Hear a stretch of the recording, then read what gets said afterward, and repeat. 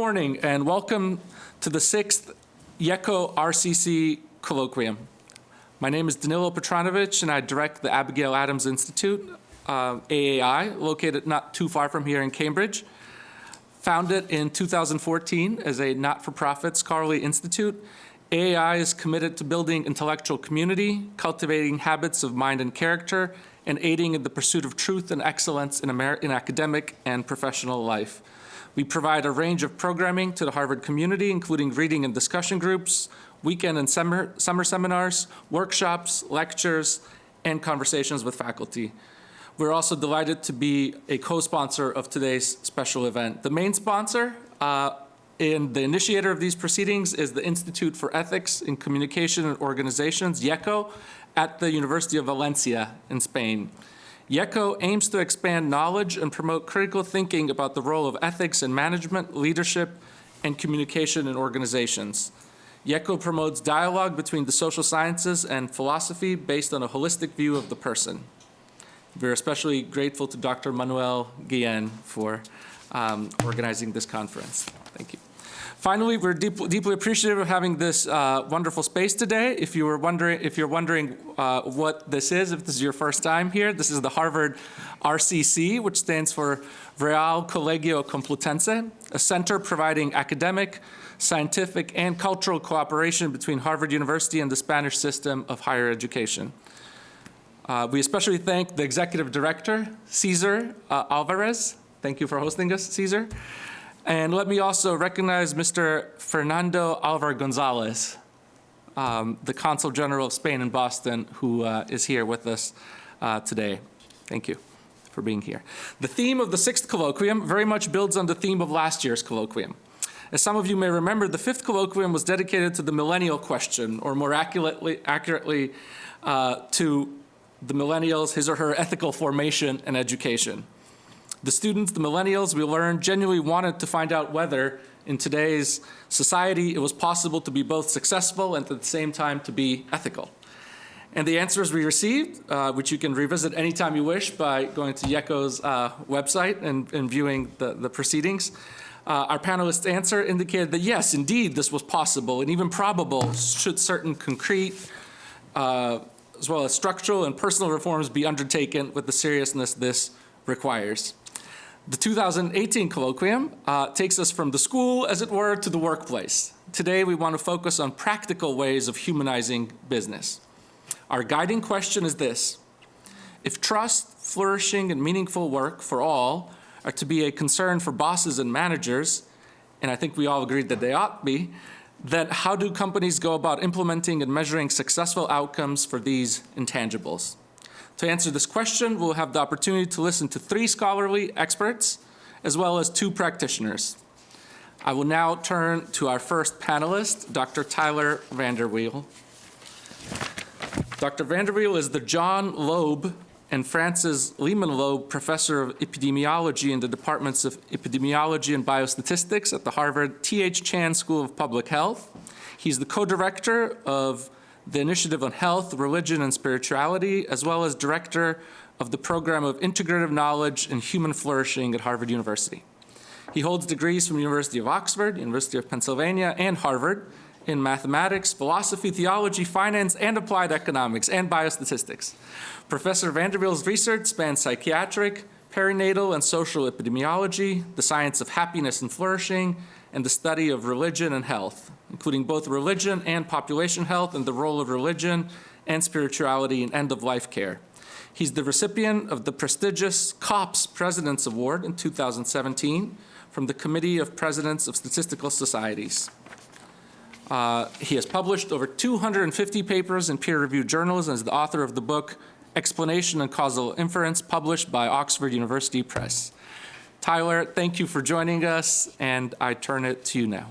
Thank you, Danilo. It is a pleasure being here with all of you, and I look forward to the discussion. I do apologize that I will have to leave at 11 to teach a course at 11:30, but I'm delighted to be here for at least part of today's topic of human flourishing in the workplace. My work on this has been more of an academic character, but partnering now with a number of companies to employ the measures we've developed. Those include Aetna Health Insurance, as well as the Legacy Credit Union, Levi Strauss, Johnson & Johnson, and a number of major airlines. So the 3 points I'll be making today are we can, at least imperfectly, measure flourishing in the workplace and other settings. Second, and I'll touch on this towards the end, that businesses really should care about flourishing outcomes for their employees, for their own sake, but also because they lead to greater productivity, greater job satisfaction, greater work engagement, and that I think businesses can and should do more to increase the flourishing of their employees. Most of my presentation will be focused on this first topic of measurement, with a brief description of what we're using in these different workplace settings. The details of that can be found in this paper published last year in the Proceedings of the National Academy of Sciences. So from an academic perspective, many of our academic disciplines have grand visions of what they want to accomplish with regard to human flourishing. The World Health Organization defines health as a state of complete physical, mental, and social well-being, and not merely the absence of disease or infirmity. Economics is often described as an attempt to understand how agents maximize expected utility, taking into account all aspects of an agent's preferences. Study of positive psychology, sometimes defined as the scientific study of the strengths that enable individuals and communities to thrive. Very grand visions, but in practice, when we look at actual studies, we often focus on very narrow and specific health, economic, or symptom-based outcomes. If we think about flourishing more broadly construed and how we might conceive of it, the Oxford English Dictionary gives a definition of flourishing as grow or develop in a healthier, vigorous way. The American Heritage Dictionary, to do or fare well. Etymology of the term comes from the Latin florere, to bloom, blossom, or flower. It's often used to translate Aristotle's eudaimonia, sometimes also translated as happiness. The working definition I'll be using here is a state in which all aspects of a person's life are good. And this is arguably what we're after as individuals, as a society, and perhaps what we should be after also in the workplace.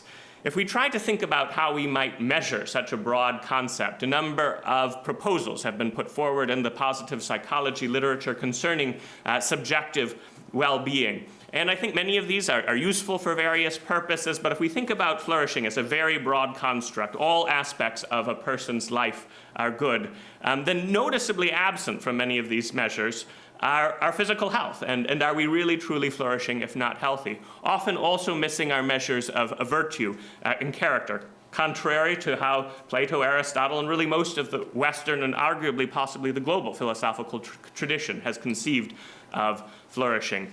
But if we construe flourishing so broadly, how do we go about measuring it? Are conceptions going to differ across persons? Is it ever possible to achieve any consensus? What I argue in this paper is that however we might conceive of flourishing, it would also nearly universally include, in addition, the following 5 domains: happiness and life satisfaction, mental and physical health, meaning and purpose, character and virtue, and close social relationships. The argument is not that these things exhaust flourishing, but that however any individual conceives of flourishing, these 5 would be included as well. Each of these 5 domains, arguably also satisfies the criteria that they're nearly universally desired, and each is an end in and of itself. And I think these 2 criteria might help shape consensus as to what we might measure. So to try to put together a brief scale to measure human flourishing in the workplace and in other settings, we chose 2 questions from each of these 5 domains, essentially based on prior literature, questions that had prior empirical validation. The only questions which were newly proposed, which were those on character and virtue, essentially drawn from some of the positive psychology literature, but trying to blend that with philosophical traditions on the cardinal virtues. The 10 questions we are currently using are for the happiness and life satisfaction domain. How satisfied are you with your life as a whole these days? Each of these is assessed from 0 to 10. And for happiness in general, how happy or unhappy do you usually feel? Physical and mental health in general, how do you rate your physical health? And how would you rate your overall mental health? These questions are used in a number of national surveys, both the ones on happiness and life satisfaction and on mental and physical health. With regard to the third domain, meaning and purpose, overall, to what extent do you feel the things you do in your life are worthwhile? This question is likewise used in the UK national survey by the OECD. Purpose in life, I understand my purpose in life. 0 to 10, completely disagree to completely agree. The two virtue questions are, I always act to promote good in all circumstances, even in difficult and challenging situations, intended to capture, very crudely, the virtues of prudence or practical wisdom and justice. And then second, I am always able to give up some happiness now for greater happiness later, intended to capture the virtues of fortitude or courage and temperance or moderation. And then two questions on social relationships. I am content with my friendships and relationships, and my relationships are as satisfying as I would like them to be. Each question is scored 0 to 10. The sum is then constitutes the Flourish index from 0 to 100. In addition, we've proposed two further questions on financial and material stability, the idea being these are not ends in of themselves, but for flourishing to be sustained over long periods of time, we would want to take these into account as well. So how often do you worry about being able to meet your normal monthly living expenses, and how often do you worry about safety, food, or housing? Including these two gives a score from 0 to 20, which we call the Secure Flourish Index. Here are the results from a survey of about 4,000 respondents from the Legacy Credit Union. Life satisfaction scored higher than happiness, mental health higher than physical health. Worthwhile activities was the highest score across the dimensions. Understanding one's purpose, relatively lower. Seeking to do good, higher than capacity for delayed gratification. Contentment and satisfaction with relationships, relatively lower than the other dimensions. Financial stability, 7.5. Material stability, the lowest across the dimensions. We've done these questions with a number of different workplace settings, and patterns are fairly similar. Why should workplaces care about this? Well, in addition to the capacity to enhance flourishing of their employees, I think a case can be made that such flourishing also enhances the objectives, the business objectives of workplace settings. So there's a lot here on this graph, but these are different outcomes and how the various questions correlate with the various outcomes. If one looks at number of days absent due to sickness, perhaps unsurprisingly, mental and physical health are the most strongly predictive. But if you turn even to something like work injury, in fact, life satisfaction and having meaningful activities dominate mental and physical health. And that's the case also, in fact, for job satisfaction, for quality of work, and for job engagement as well. Some of the virtue measures, in fact, also dominate in terms of the strength of their association with, say, job engagement than mental and physical health. So while workplaces are often focused on promoting mental and physical health, I think an argument can be made that the concern for flourishing should, in fact, be extended much more broadly. These are cross-sectional analyses. We're doing further work to try to look at longitudinal data to assess better whether these associations are, in fact, causal. Our future work in this regard is principally partnering with Aetna, and a research study will be asking these questions, and in fact a broader set of questions, 40 different flourishing questions, once a year of all 50,000 employees for 5 years. So this will give us longitudinal data to try to sort out questions of causality. We're also looking at developing interventions to try to promote flourishing in the workplace, and then to examine the effects of those on work outcomes. So I think flourishing can be measured. I think it's relevant in business contexts, and I think it can be changed. Thank you. Thank you.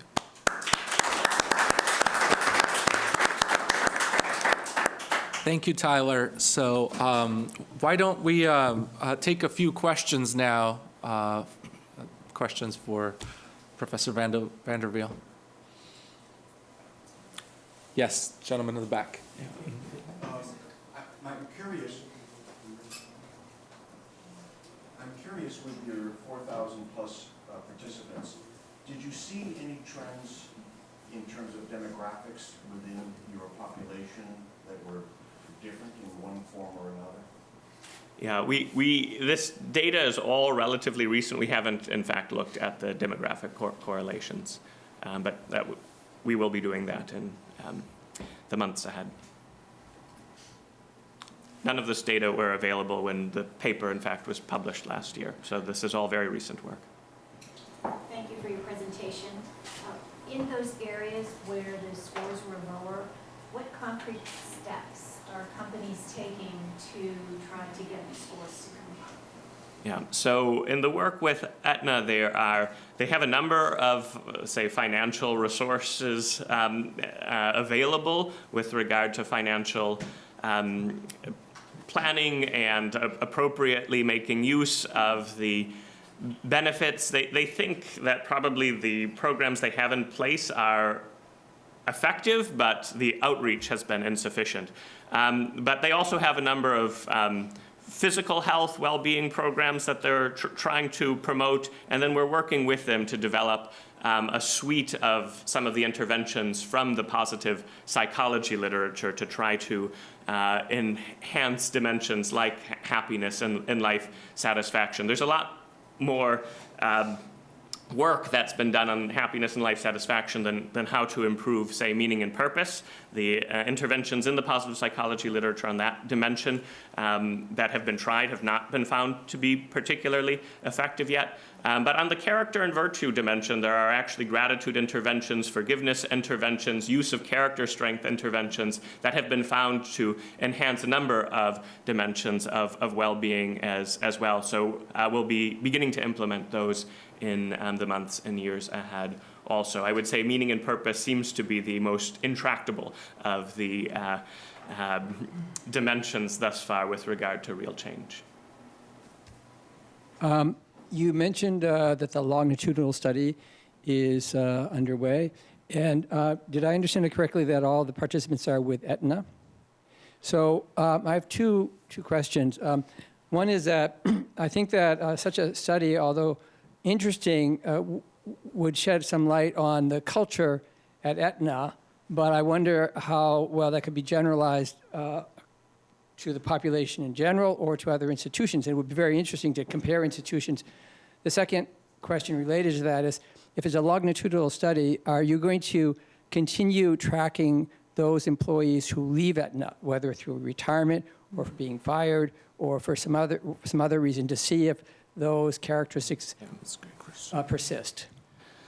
On the second question with regard to those who leave Aetna, I would hope so. My guess is the answer, in fact, will be no. But I am pushing for it, but that requires considerably more resources. On the first question with regard to generalizability, I think it's a very good one, and the results there will not necessarily be generalizable to other settings. We are trying to do something similar in other contexts. We will have a second wave of data from the Legacy Credit Union, for example, and we're doing similar work in Mexico and in Sri Lanka in factory settings. What we're finding, however, though, is the overlap from those in the first wave and the second wave are pretty minimal, sort of compromising the potential validity of the results. The advantage of the Aetna study is they're asking all employees and creating incentives to participate in this program. So I think we're going to have much better response rates there. So we will be trying to do similar work in other settings, but I think the quality of the data will not be as good.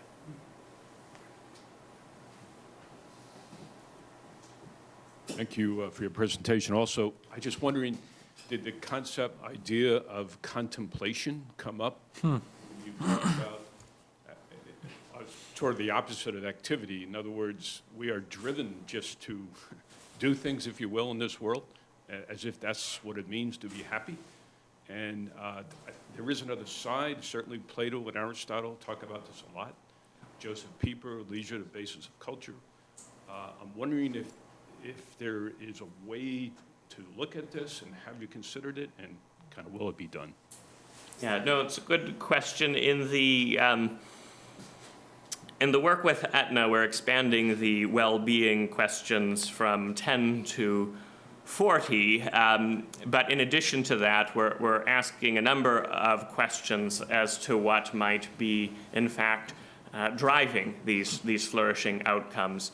And we do have questions on, for example, leisure, on religious service participation, on prayer and meditative practices. So perhaps difficult to capture in a single comprehensible question. Pieper or Aristotle's notion of contemplation. These are very crude attempts to perhaps try to get at some of that, but we will be looking over time at how such practices do affect these flourishing outcomes. I mean, my own view with regard to this sort of work is these are very crude approximations with regard to the reality and richness of a person's life. But I do think we can make some progress in measuring these things, and I think some measurement is better than none at all. Let's take one more question. Sandra, I think, has the mic. Get the last question. Cool. So I'm wondering, I know that this is a subjective measure. I wonder if you've given any thought to sort of the objective pieces that might go with well-being and flourishing overall, because my sense is it's not just about subjectivity. That's a very sort of northern Western perspective, that it's all about me. Yes. So, I mean, objective could be viewed in a number of different senses. One would be, actual measures of physical health and actual measures of financial resources and total number of hours spent with people. Those are more difficult to measure in a survey setting like this. With the objective sides of physical health, we will have that data because Aetna has collected data on these objective health measures. I mean, it turns out that these subjective measures do generally correlate pretty well with objective health. Self-rated physical health is one of the strongest predictors of subsequent mortality.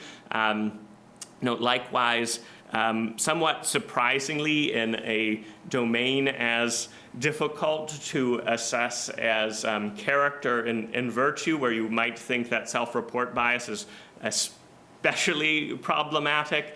Those self-report measures, in fact, correlate reasonably well with other perceived measures of character and virtue. That's still not necessarily measuring the ultimate underlying construct, but I think it's some indication that perhaps these measures aren't quite as bad as we might anticipate.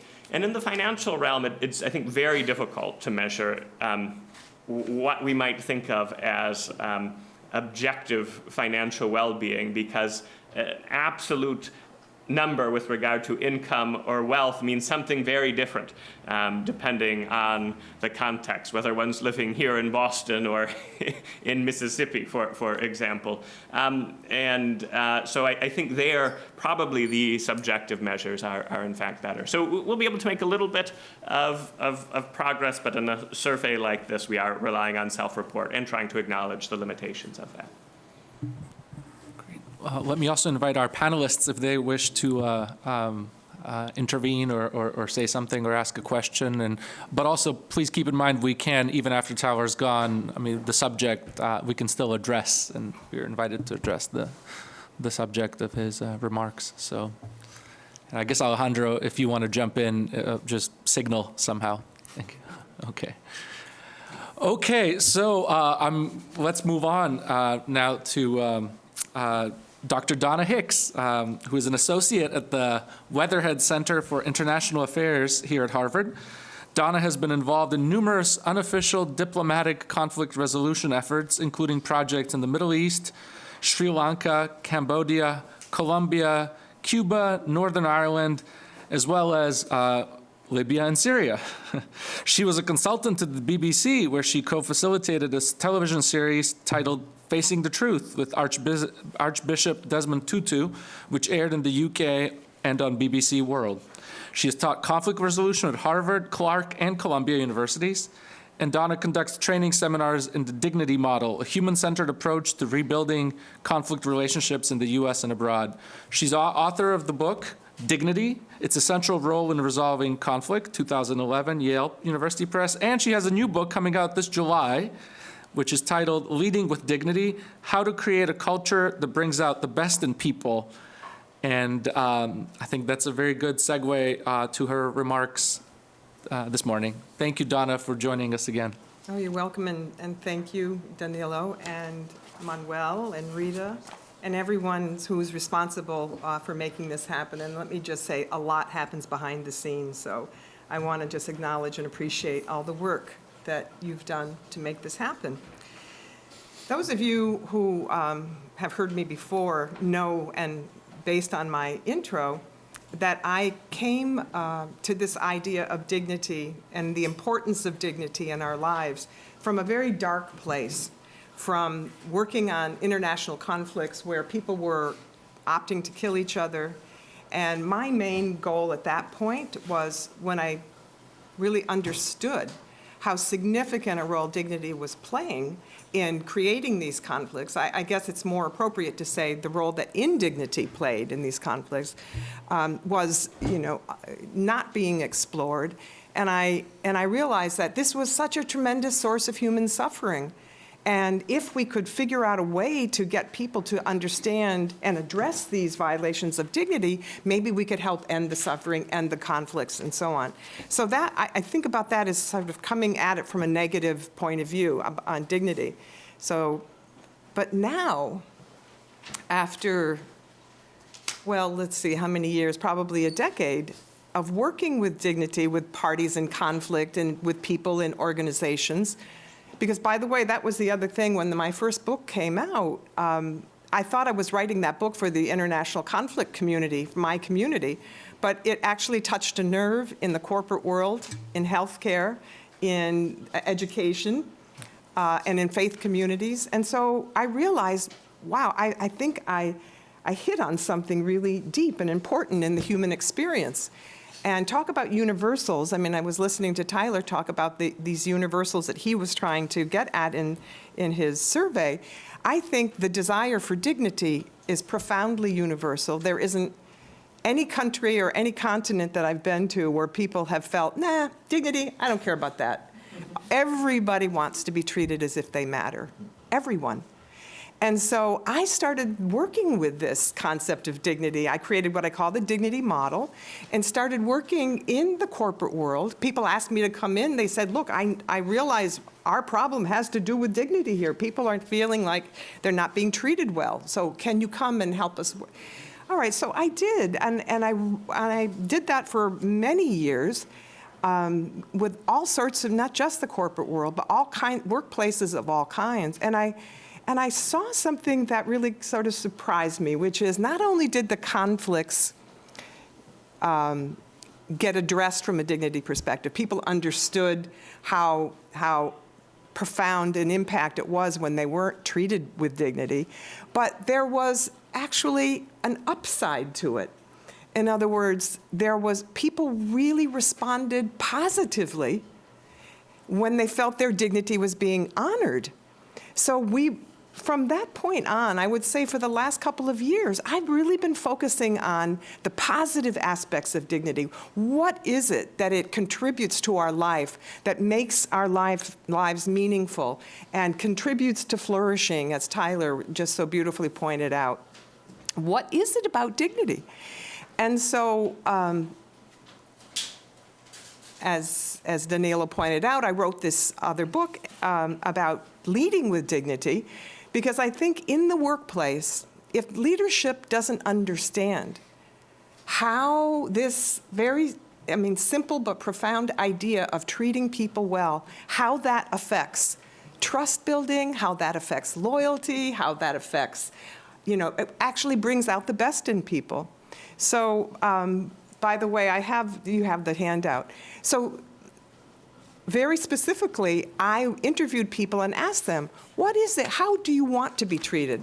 What would that look like to you? And they came up with these 10 elements of dignity. This is interviews that I did with people from all over the world. And there was this universal dimension to it, even though the stories that I got from people were slightly different and the context was different, but the underlying feeling of how they were being treated, it was the same. So people want their identity accepted, no matter who they are. They don't want to be treated as less than because they're from a different race, religion, or ethnicity.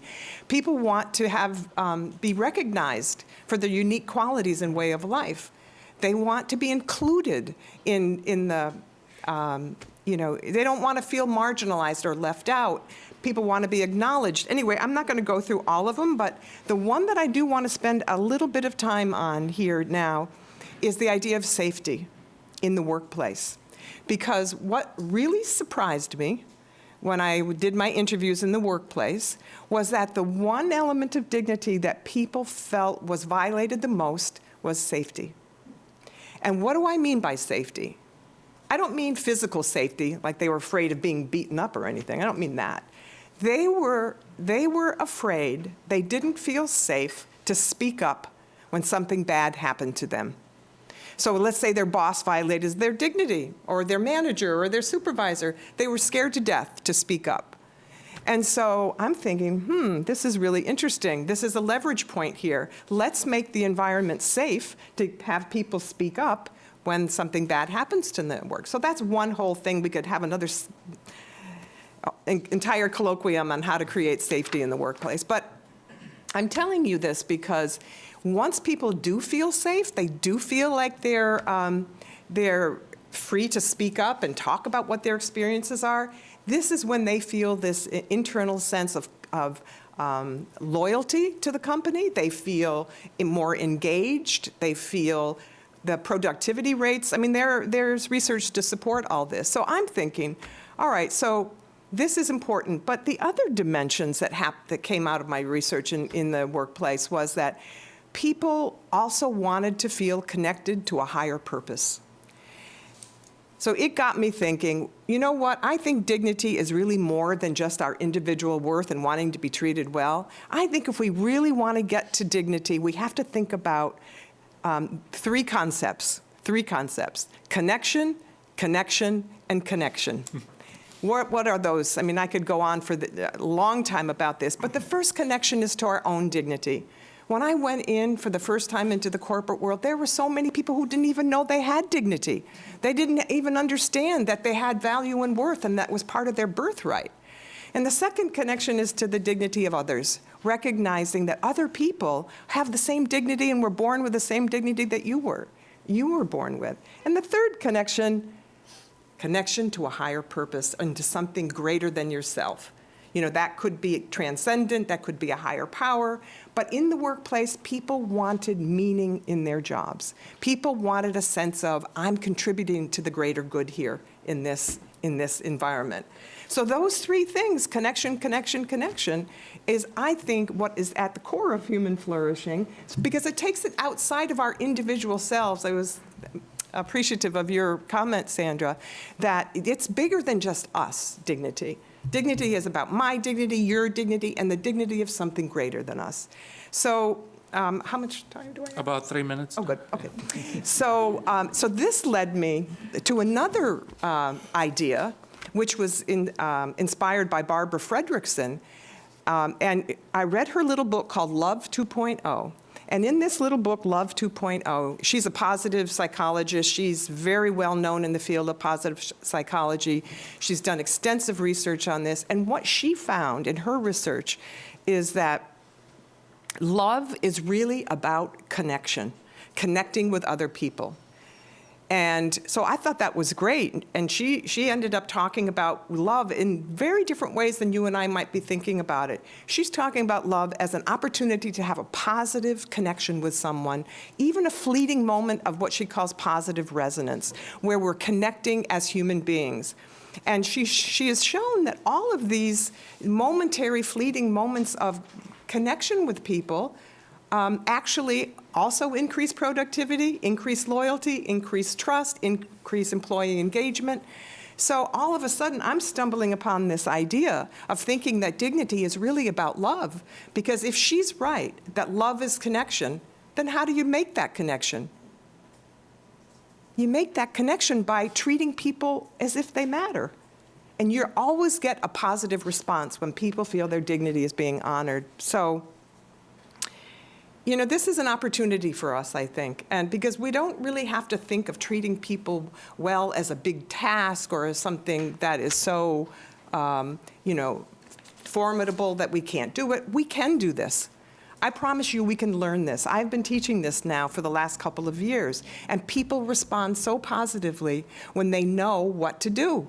But the point is we have to learn this. This doesn't necessarily come naturally. So for the workplace, if you want to increase trust, if you want human flourishing, number one, make sure everybody's connected to those 3 C's, their own dignity, the dignity of others, and to something greater than themselves, and let's leverage that. We can leverage that so easily to create this in our work environments. Great. Thank you, Donna. Thank you very much.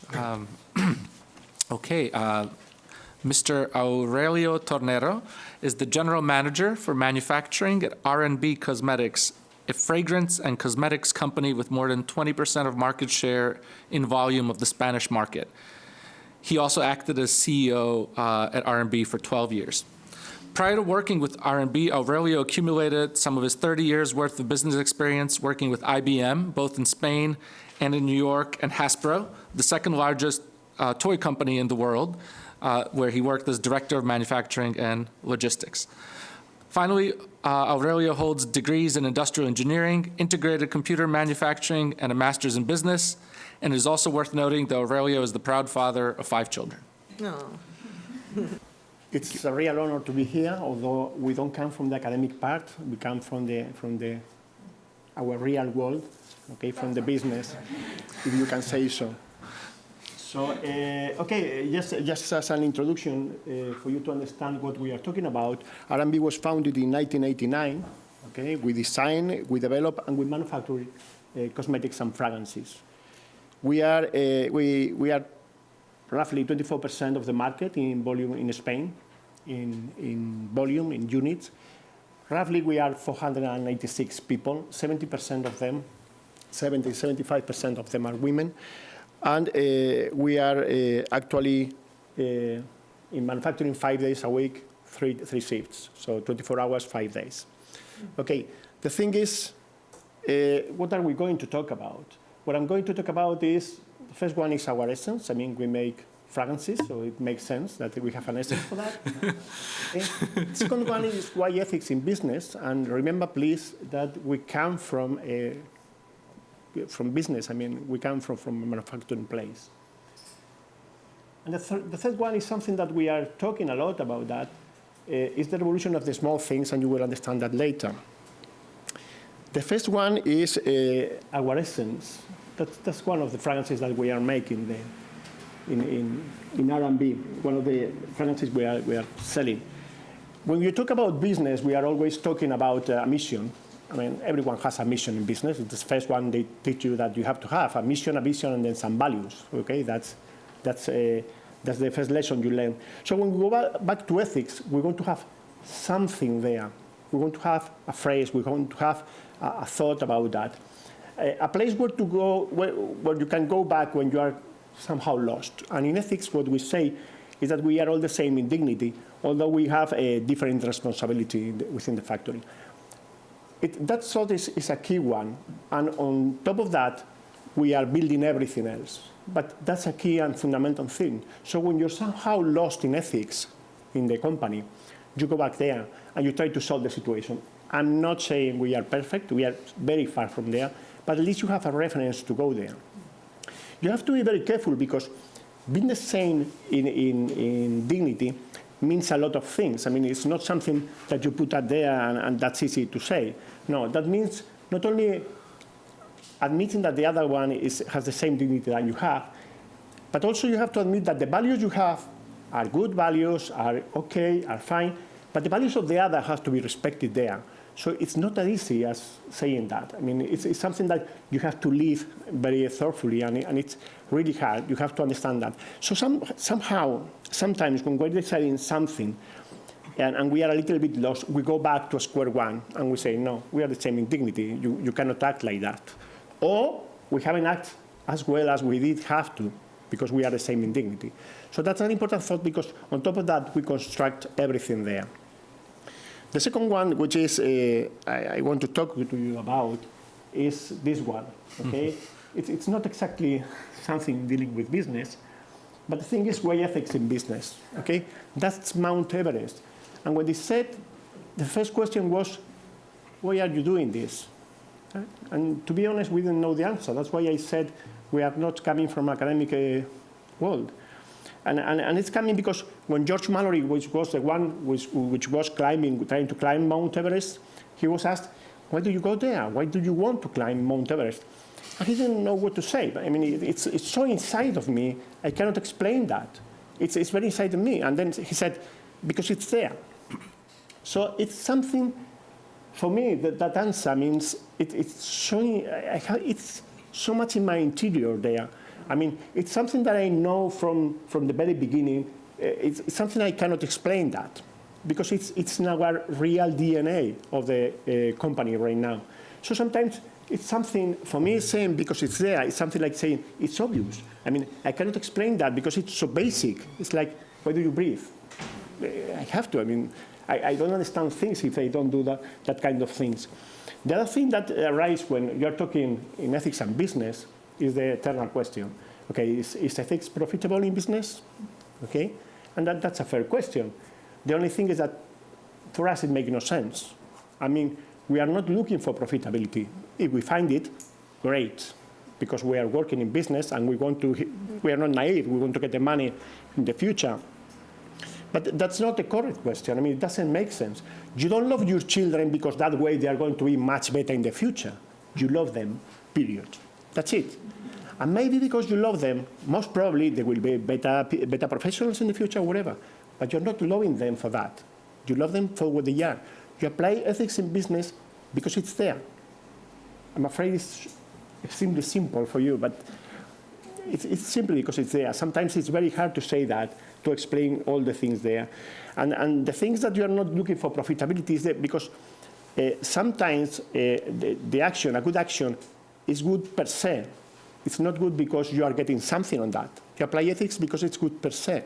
It's not good because you are getting more profitability when you're doing something like that. Okay? Remember that we come from business, so we are not naive. I mean, as I said, the Good Samaritan was a Good Samaritan because he had the money as well. I mean, he had the will to help, but he had the money as well to help there.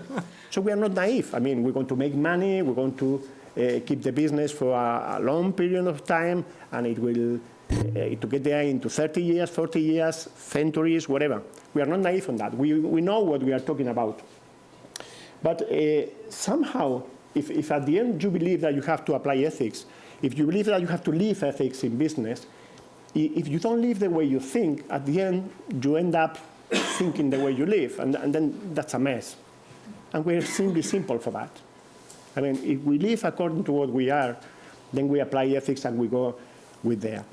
The other question with that is also the measuring question. And remember, I'm an engineer, so I love to measure things and to put numbers to everything. But there was a guy that was not an engineer, and it was, the name was Albert Einstein. And he said something like, not everything that counts can be counted. Not everything that can be counted counts. So there are things that have to be done. There are things that are inside in your DNA, and you have to do them simply because it's there. So that's the funny thing about ethics. There's a difference with that when you are talking about ethics. It's not a trick. It's not a technique. You can learn that, that's for sure, and someone can guide you there, but it's not a trick. When in ethics you say that you have to treat everyone at the same level, they have the same dignity for everyone, what you are saying is that you have to believe in that. It's not a question of coming here and talking with everybody and saying hello to everybody because we are all equal. I have to talk with everyone. And I've been talking with my percentage of women, then I have to talk with my percentage of men, then I have to... No, it's not like that. You have to live that. You can learn that, but you have to live that. Ethics is not a toolbox that you have there and you can apply that whenever you have a problem for that. Ethics is a way of living. You cannot separate that. I remember very much like it's like maths. I mean, it's true that you have a math course for learning everything, but then you apply math in a lot of things, from biology to physics to whatever you have there. It's a way of living. You have to impregnate you in everything that you are making there. Okay, and then I come to the third point that we were going to talk, and it's the revolution of small things. Okay, the fact is we come from business again, and then at the end, when you're talking a lot of things there, yeah, that's fine. But we think about generalities, but we live in the details. Okay, that's fine, we've been talking now, but we have to do this work. Okay, it's nice talking and all those things. And there is a good saying that you have, which is, devil is in the details, which is funny. Because on the other side, devil may be in the details, which we have all experience for that, but God is also in the details. And by saying God, I mean good. Good is also in the details.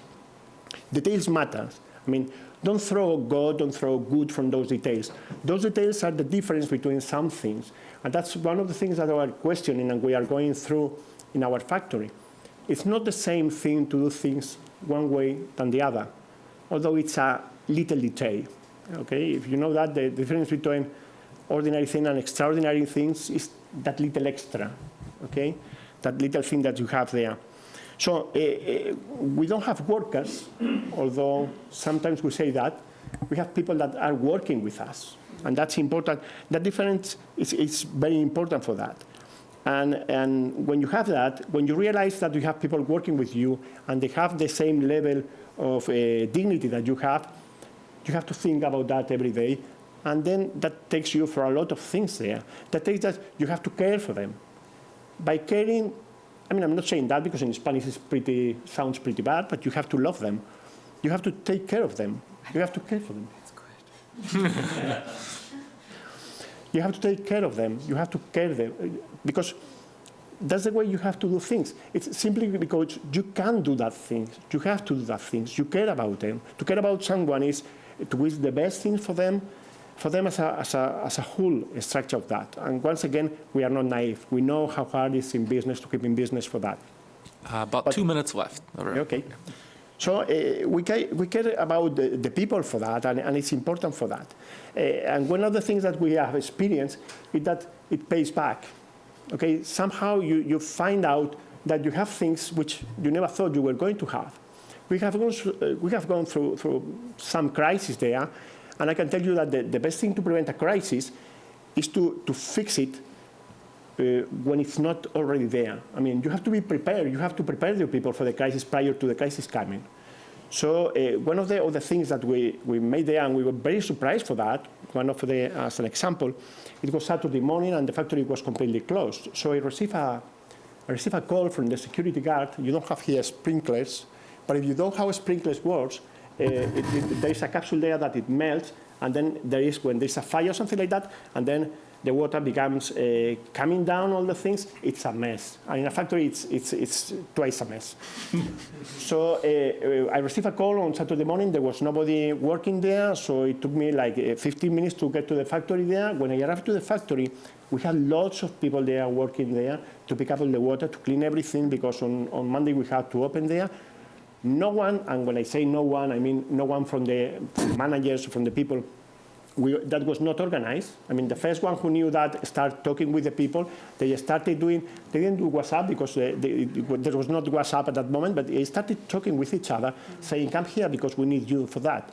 But the we need you was by the assembly line guys that they were there. I mean, it's not top management trying to organize everything. And that really touches your heart when you arrive there and you see everyone. And then you try to compensate that because then we fix everything on the mess and all those things, like 12 o'clock, something like that, 12, 1 o'clock, something like that. So it was time for a meal. And we said, okay, we invite you for a meal here and we can have, no way, I have people at home, so I want to.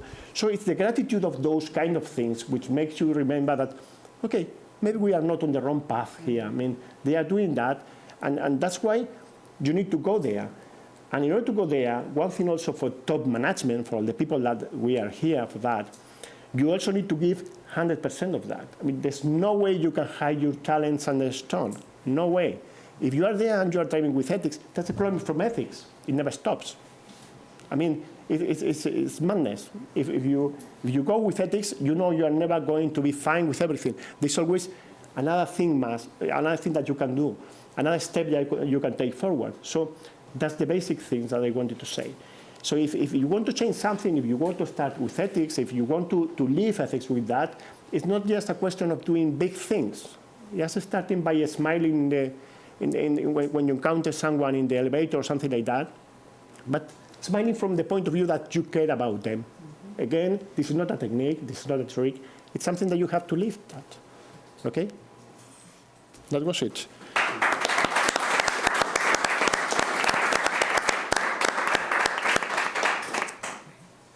Thank you, Aurelio, very much.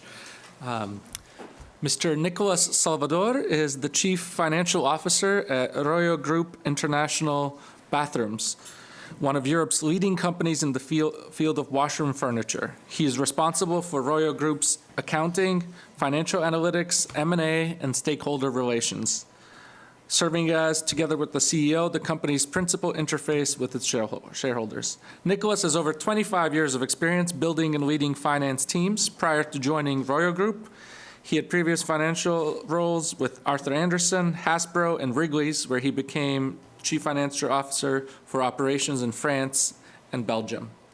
Lastly, Nicolas holds degrees from ESADE Business School in Spain and the HEC Business School in Paris. Welcome. Thank you. Thank you for the opportunity of being here, and thank you all for assisting to this colloquium, which is really interesting by now. So, first of all, I wanted to start introducing a little bit the company, and then we get into the main ideas that we want to discuss. So, Royo Group is a company that develops his activity in the bathroom industry. The bathroom is an area of the house where we have like different spaces, and we are mainly focused in bathroom furniture, where we manufacture more than 1 million units per year. And very lately, we just entered into the close-to-home diversification, and we went into the shower trays industry also, which is also into the bathroom area. And we are extending our activity there. We are now leaders in Spain and Poland on what concerns bathroom furniture, and we lead the Spanish and Italian market with the shower trays. And all this is helping the company be one of the top leading companies in Europe right now. We are on the top 3 companies. This is a market which is very atomized. It's very difficult to have a brand or a knowledge of the company in these markets in all different countries in Europe. All different countries also in Europe have different setups, different mind setups, different ways of doing things, different cultures. So it's a very complex task also to create this pan-European group that we are trying to build up. And we are working very hard because we want to be the number 1 on these markets right now, and then extend to other markets outside of Europe, because we want to become a reference, a worldwide reference on the bathroom furniture. We are very, very focused on what we do. We have more than 1,000 employees worldwide, mainly based in 2 factories that we have in Spain, in different locations in Spain. We also have 2 factories in Poland. We are doing a great job in Poland with these factories, and people is very committed with the group. And we have also 1 factory in Mexico. So as you see here, we are already starting to get outside of European markets, but this is still something that we have to develop further and strongly. We have sales offices here in the USA with warmer weather than what we have here, because we are in Miami. And we also have sales offices in India, very recent ones, and we have already started the activity in India, and everything looks really very promising in these markets. Our products are present in more than 60 countries worldwide, and so even if we are a top leader in Europe, we are also present in many, many different areas around the globe. And all this is driving the company to $140 million in 2018. And the aim of the company is to have a turnover of 280 million in 3 years. This is a very difficult task, but we are all really committed to it.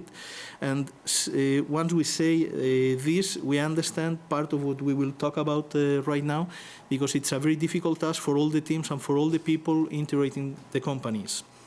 So, as you know, around 80 or 90% of your expected life happens in your job, in your company, in your work.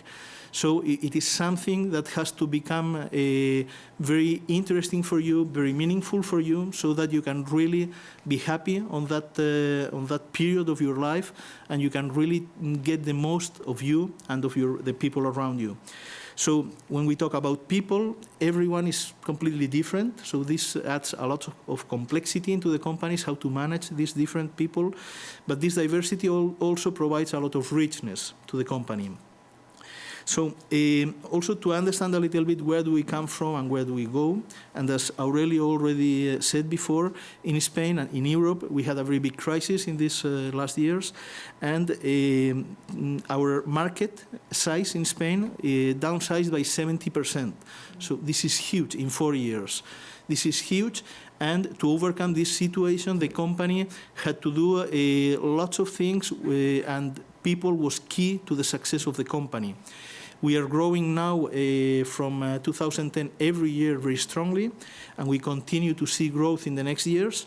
And the main things that we learned from this period, it was a difficult period, but we overcome it very well, were the three main ideas that I'm going to say now. So first one is, you will be, you will be what your team is.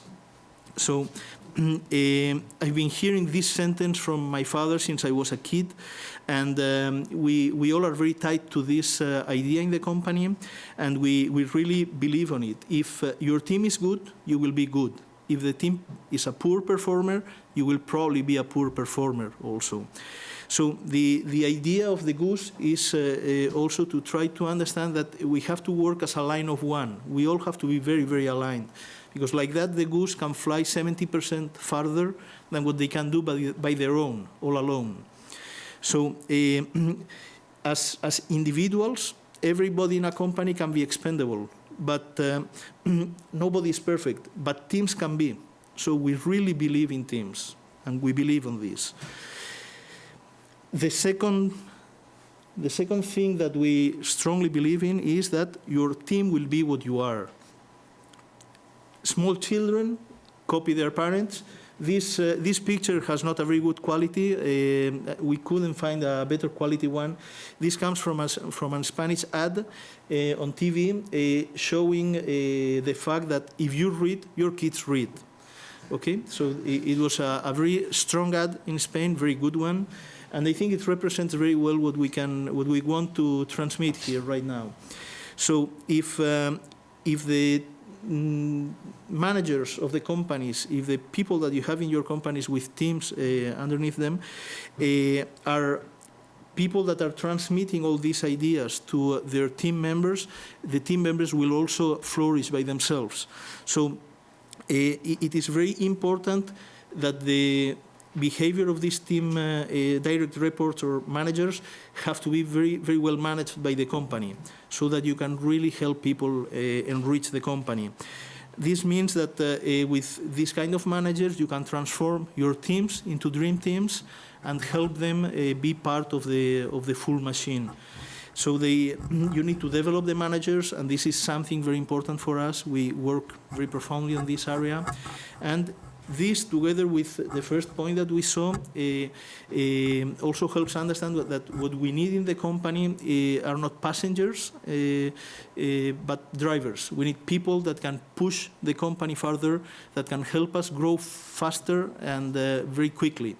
We are adding a lot of growth every year, not only organically, but also from acquisitions, and this puts a lot of pressure into the company.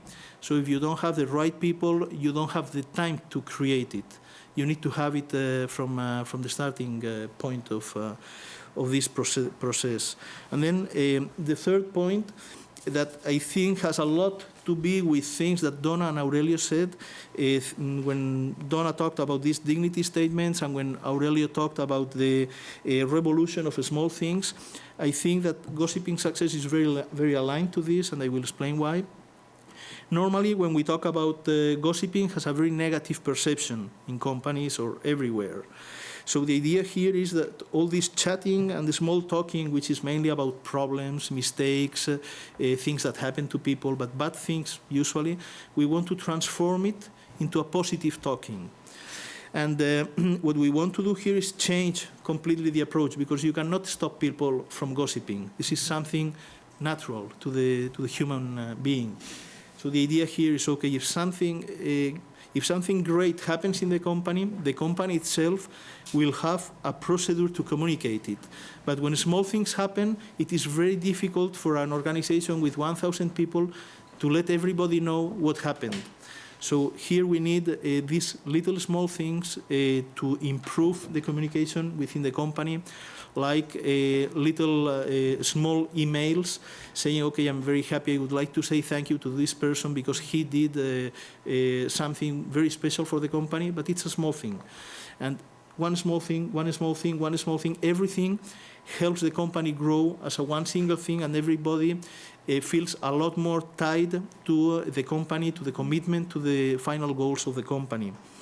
So I think that when we talk about these three items that we just, ideas that we just explained, people feel more integrated into the company, they feel they are part of the machine, they understand what is the final goal, where are we going as a whole, as a company, and they feel really motivated and committed to the company, making this a more meaningful work for them. And as Aurelio said, this space, when we talk about ethics, when we talk about doing sustainability and these type of things into the company that normally people don't really fully understand in private companies, but we think that on the long term, this space, because it helps you get the better professionals to continue with this growth and with this pressure that we have into the company. That's it.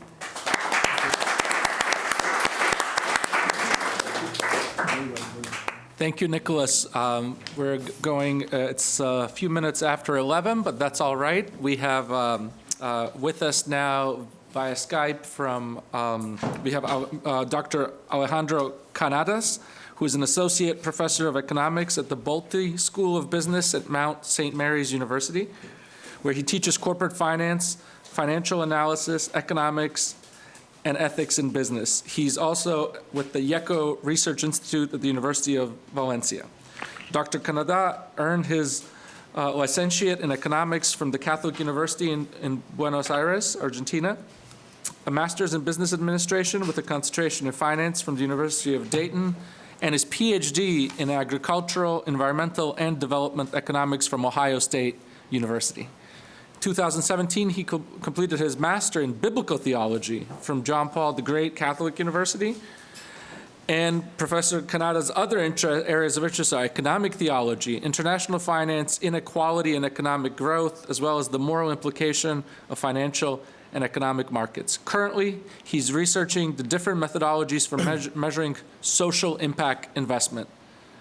Alejandro is member of the, as I said, IECO Research Institute at the University of Valencia, and welcome, Alejandro. Thank you very much. Thank you, Danilo, for the introduction. Thank you, Manolo, for inviting me. And I also would like to thank Tyler, Donna, Aurelio, and Nicolas for your wisdom and all the work that you are doing. I'm so excited that at least we can be online and we can interact, and I'm so sorry that I cannot be there in person. I would like to bring three ideas and one holistic framework of thinking to the conversation today about how to measure the good that business does. In January of this year, 2018, Lawrence Fink, founder and chief executive of the largest investment firm in the world, BlackRock, has caused a lot of noise in the investment world in a letter to business leaders on the 3rd anniversary of BlackRock's foundation. He expressed in that letter that every company needs to do more than making profits. They need to contribute to society as well if they want to receive the support of BlackRock. BlackRock manages more than $6 trillion in investments, making the largest investor in the world today. Mr. Fink wrote, and I quote, Society is demanding that companies, both public and private, serve a social purpose to prosper over time. And every company must not only deliver financial performance, but also show how it makes a positive contribution to society. I do agree with Mr. Fink, and I want to make explicit a very simple and very important assumption, which is not always evident. And this is my first idea that I would like to bring to the conversation, and this is that there is an intrinsic good in business. The good that business does contribute to the common good in society, and we should have a good and positive impact. In the IECO, we believe that in order to educate for a positive contribution in society, we need a theory of good business that is connected to a theory of good work, that is connected to a theory of good human action, that is connected to a theory of good ethics. All of these theories should be interconnected to the holistic framework of what I call good system or human ecology, that interrelate these models of man, work, and business with its impact in the society. Management is a human action, is not a mechanical activity alone. It is carried out both by people and for people, and this involves ethics. As a human being, throughout our actions, each one of us can affect the lives of others, and this is, I think, really connected with what Donna has just said, respecting the dignity of our peers is so important. Our co-workers, our clients, our employers, our communities in which we live and work. The example that Aurelio and Nicolas already have spoken, even in our whole profession, in our industries, in our markets. One approach to ethics that we want and we have in the IECO is to consider the service or damage that we can have and the effect on human action. Because of this, ethics is an essential part of good management, and I like this idea that good ethics is good business. This is not a purely theoretical or abstract idea, but a very real and practical one with measurable consequences for the society and the common good. And Tyler has already mentioned a very practical way to measure that within an organization, asking individually subjective questions about flourishing. So in my second idea that I want to bring to the conversation today is this one. Our work has significant meaning, and we can strive for human flourishing. And I think that I'm following what already Nicolas' main point has been. Here at the university, when I teach corporate finance and in my class, I use the framework of the Charter Financial Analyst Program, which is called the CFA. And as you might know, the CFA is the most prestigious program that requires the high ethical standards all over the world for any professional working in finance and investment. In the CFA program, 15% of the whole curriculum is based on the importance of ethical decision-making process in the profession. As professionals, we believe that businesses and financial markets thrive on trust. The CFA defines trust as a strong belief in the reliability of a person or institutions. I show my students, in particular, how individual actions in the financial markets affected trust in the financial crisis in 2008. Research also shows that laws, regulations, code of ethics are very important and necessary to guide ethical behavior in organizations, but they are not sufficient. Ethical conduct goes beyond what is legally required. What is more, to act ethically, individuals need to be able to think and to make good choices, even in the absence of clear laws and rules. In practice, ethics require judgment and willingness to act upon. The theory of work says that ethics is lived in our daily work, as we already have had the great examples of Aurelio and Nicolas that they have shown in their own companies. Our good work is the fruit of good ethics. Human work is necessary for professional development and our human flourishing, as already Tyler has explained how important is human flourishing. There is a difference between a job which could provide earning a living or a paycheck and a vocation, which is a particular calling to serve others and the common good. Only the vocation produces true professional leaders in business and finance.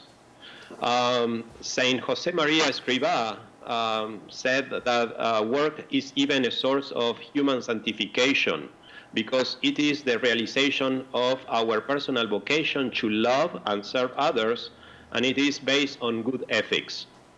So I was thinking about this when using the three connections of high purpose and love that Donna just described a few minutes ago. Remember that ethics encompasses a set of moral principles and rules of conduct that guide our behavior, like honesty, fairness, justice, diligence, and the respect for others, and the respect especially for human dignity, as Donna has mentioned. Ethics is taken from the philosophy of the ancient Greece, and it is the guideline for moral excellence. Ethics come from the Greek ethos, meaning character, which really highlights that our human character has to be formed through the repetition of good acts that creates virtuous actions, and through the right formation of our consciences to learn the universal truth, values, and principles which are the foundation of our actions. So based on this framework, I want to bring my third point to the conversation, which is the importance of finding ways to measure the real impact that companies have in the society. This reality also goes in line with the second point that Mr. Fink from BlackRock asked in his letter, and I quote, "To prosper over time, every company must not only deliver financial performance, but also show how it makes a positive contribution to society." The key question is how we measure the positive contribution, right? So that impact. Today, more and more, in reality, more and more companies, profit and non-profit organizations are actually measuring their impact regarding the effect on their profits, the planet, which is their natural environment and their natural resources, and people. And this framework is called the Triple P, or the 3 Ps. This is very useful, and in my research with Christine Adamo here at Mount St. Mary's University, we have found that $1 in $5 of total managed assets today are focused on the social impact, and this trend is growing and is going to be growing in the future. Also, we have found that there are more than 150 different methodologies that companies and organizations are using to measure social impact using any combination of these 3 Ps. So there is much need to create a method that measures the positive contribution of a company that is really holistic and takes into consideration the human ecology and not only the outcomes. From the IECO, we can help in this process by adding to the Triple P, profit, planet, and people, a fourth dimension which we call the organizational ethical quality. If good ethics is reflected in good work, which reflects the Aristotelian idea of virtue as human excellence, which leads to a good life or living well, or as Tyler has explained, human flourishing, measuring the organizational ethical quality dimension added to the Triple P would measure what we call ethical virtuousness of any organization, especially looking at their policies and actions. This, I think, is the revolution of small things that Aurelio has already mentioned. Ethics provides the moral foundation for sustainability within the human ecology framework to create true human development and good impact. So I do believe this is a practical way of humanizing business, and this is a way to measure our organizational, maybe the idea of gossiping success that Nicolas has already mentioned. Thank you very much.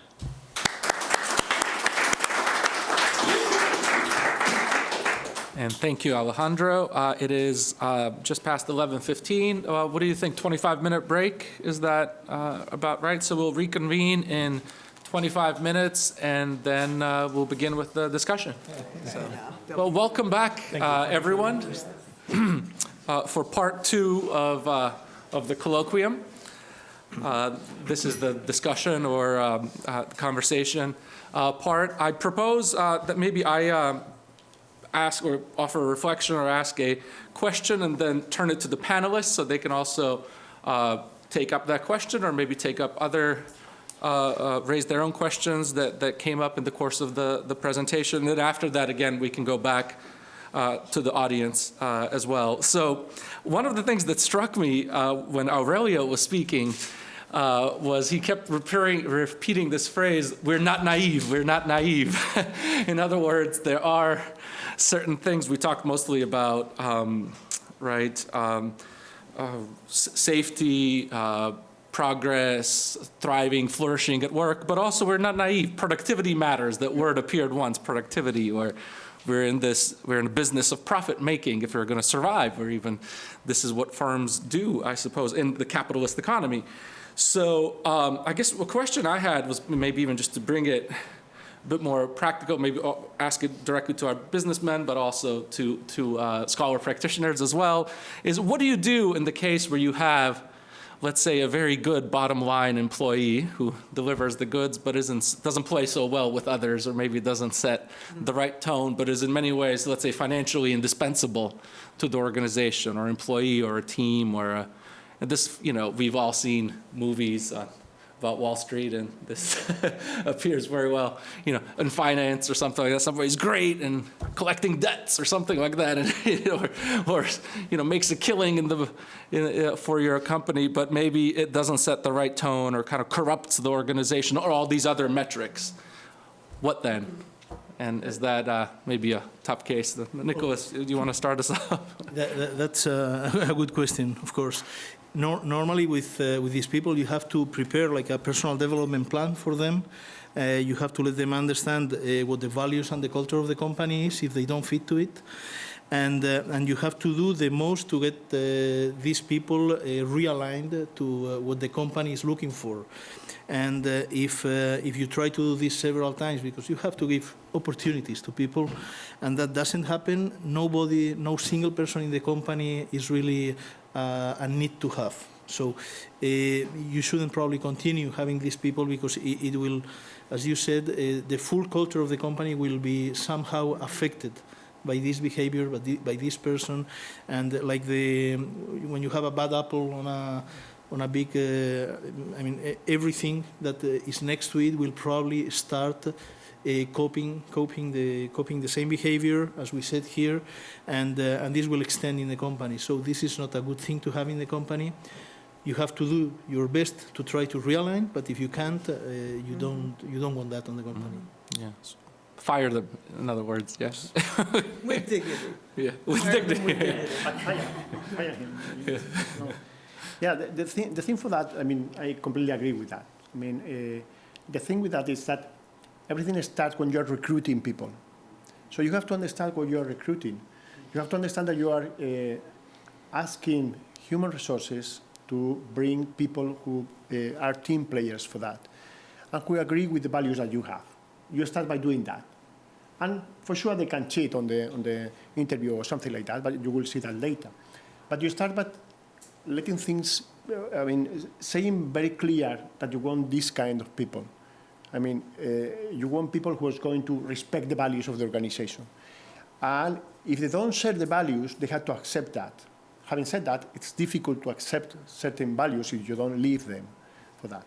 But if you have some of them there, in my organization, for instance, we have fired more people because of an attitude than because of what they are capable to do. I mean, we are not, we don't keep on firing people every other day, but for most of them that have been going out, it's because of an attitude problem, not because of the knowledge they have. And sometimes it was very hard. Because it's also true. I mean, we are not naive. We have to make profit. And for that, you need good people for that, and good from the professional and technical perspective also. But you have to make a balance for everything. Mm-hmm. If you let those people in, people who are very good at technical, but they don't share the values that you have, the message you are sending to the corporate, to the whole manufacturing plant, to the whole corporation, to the whole business, is that you tolerate that because profit is very important for that. Mm-hmm. So the numbers matter, and again, we are not naive for that, and we need that, but the values are very important. And you have to be careful because you are always sending a message to the organization for that. So I would say we'll be talking with him, we will be trying to tell him what's wrong, and trying to integrate and to add to the values and to all those things. But if not, he's going to leave the organization for sure.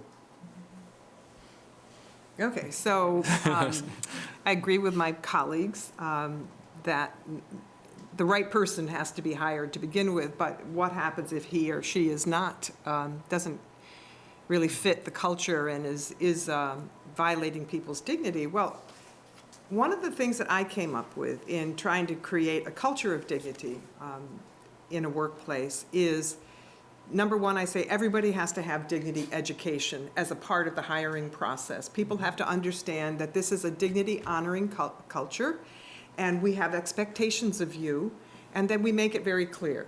But that's not the only thing. The other thing that I have instituted, which really works well, is to have the company itself come up with what I call a dignity pledge. Mm-hmm. And every single person who works from the CEO down to the janitors and people who do all of the, middle work, everyone has to sign this dignity pledge, and everyone knows exactly what his or her responsibility is to treating each other with dignity. So that really works well, because if you have somebody who's a bad apple or a bad seed, what's that, bad something or other, bad employee, you can draw on that dignity pledge and say, look, we have had people who have come to us and have shown us that you're actually violating this pledge. And so it's like a suprastructure or a superordinate structure that helps not just, because it's really hard to fire people, let's face it. It's really hard to give people really negative feedback. But if you have that from the get-go, then that is an expectation of what everyone's responsibility is to maintain the dignity of the culture. Great. Alejandro, did you want to chime in on this or anything else in response to others? No. Could you listen to me right now? Can you hear me? Yes, we can. Oh, perfect. Yes, I totally agree with Aurelio, Nicolas, and Donna. I would say that in the framework that I try to bring from the IECO, something that to add, right, this complement everything that has been said, is that within the organization, this is not a static moment, right, when you set the pledge or you set, we call hiring for a mission, right, within the organization. But once we hire for a mission and we create the pledge, something that also we want to do in any organization is to keep educating, right? In educating, we don't call it educating, but motivating people to live the mission and the vision that we have in the organization. And there are different ways in which throughout history of the company, we want to motivate people to work better. So there is also an educational part from the part of the organization. And then we have to be creative in evaluating people. We are very good at evaluating people for goals, and usually the goals are material goals, right? Which objectives they have accomplished, right? Can we add to those goals the dignity or their compromise to the mission and the vision of the company? So that would be also another way to evaluate our employees. Thank you. Well, I see Manolo has the microphone, so if you would like to ask questions, just, have him. Leon is right behind you. So. Thank you. I want to thank all of the presenters for their presentations. Mine is more of a comment. My name is Leon Goldman. I'm a fellow at the Center for Business Ethics at Bentley University. And I wanted to highlight two things, one that Aurelio said and one that Nicolas said. Aurelio talked about the small things. We tend to make our decisions over time as we get experienced, especially in stressful situations, automatically. We have models in our head, and that's how we make decisions, and we don't often reflect on how we did it.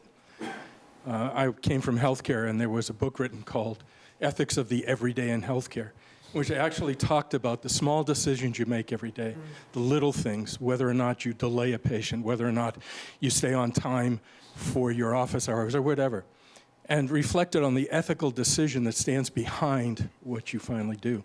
And I think and we're very busy, we're not going to reflect all the time on the small things, but it probably is not a bad idea to set aside some time and really think about the little things we do every day and the ethical dimension behind how we got to the decision to do that. Because I think it really points and helps us set a stage for automating some decisions in a positive, ethical manner, which takes me to what Nicolas said about gossiping success. Last year we talked about here, and we've talked about before, case studies are usually about the bad event. We talk about Enron or whatever. We don't teach by talking about the good and positive things. Where we say, and most of the people aren't going to make their decisions based on the bad event, I'm avoiding something. If our little decisions in educations all day long, as Nicolas and I were talking before, they just sort of send little emails. I was very appreciative of the success of how this happened. You set the stage again for your automating the decisions of people in a positive way, using positive criteria and ethical criteria to make their automated decisions. So I think both those, they're little things that came in passing, but I think they're very, very powerful in how you address the dignity of people. And so I think there's something for me that I wanted to highlight because I thought they were that important. Mm-hmm. Thank you. It's coming down. Yeah. My name is Jay Halfond. In the last 4 or 5 months, we've witnessed an incredible barrage of violations towards human dignity involving sexual assault in the workplace, involving people in power who have abused their power or have been hypocritical in their power, and it's been throughout different industries and sectors.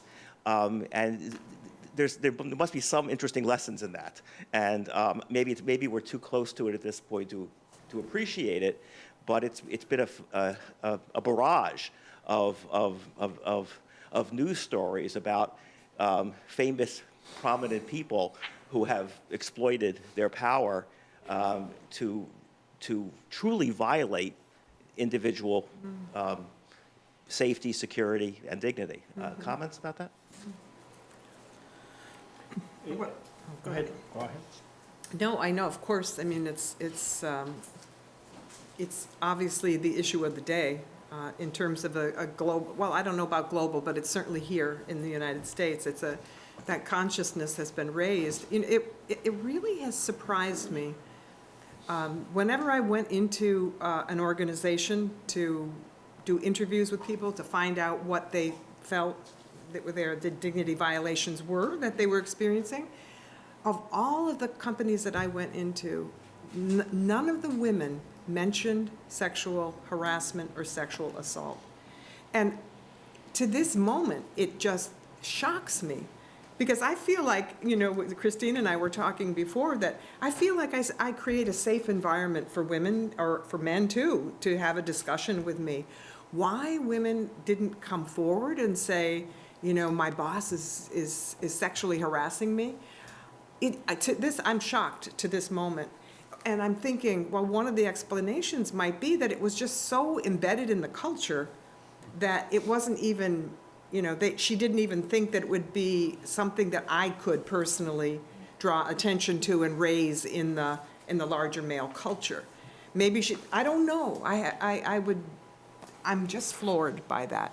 Floored that not one woman came forward and said to me, my dignity is being violated because of, I can't figure it out to this day. In our business, where, I mean, we are between 75, 80% are women. And to be honest, I don't recall of anything closer to sexual harassment or something like that. There have been some misunderstanding perception that the very same women around the girl that was supposedly saying, they were saying that there was nothing for that. But I think, to be honest, that a good thing to fight against that is the knowledge that anyone can go to any level of management and say that. I mean, you're not going in an organization where you have to go through all the chain of command, whenever you say that. You don't have to go there. You can escape everything. You can talk with everyone. So because you can do that, it's pretty normal that you go and you have a walk in your manufacturing place and you stop talking with someone which is in the assembly line. It's easy to do that. It's very easy to do that. It's easy that you are in your office and then someone comes, knocks on the door and says, can I talk with you? I have a problem for this or I have a problem for that. And you're not human resources, you are like 3 levels on top of that or something like that. So because of that transparency in talking with the people, I think that's the best thing for that. I cannot conceive, and maybe I'm wrong, but I cannot conceive sexual harassment in my place because everything is so fast communicating to everything. So, I mean, it's so easy to talk with all the people that we don't see that. And maybe we're having that and we don't know. But I'm sure I would put my hand in the fire that we don't have that for that reason. Yeah, I just wanted to say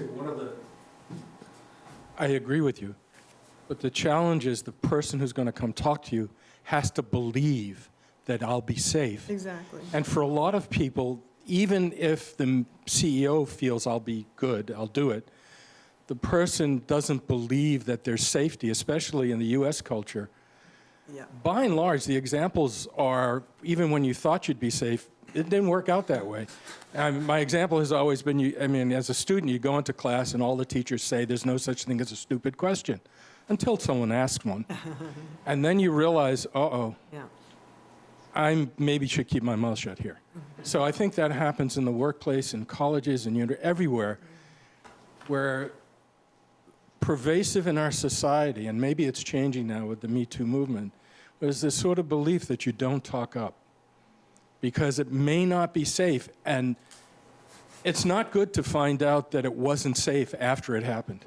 You're waiting for the other person to do it and watching them. And I think that's often one of the challenges for corporations.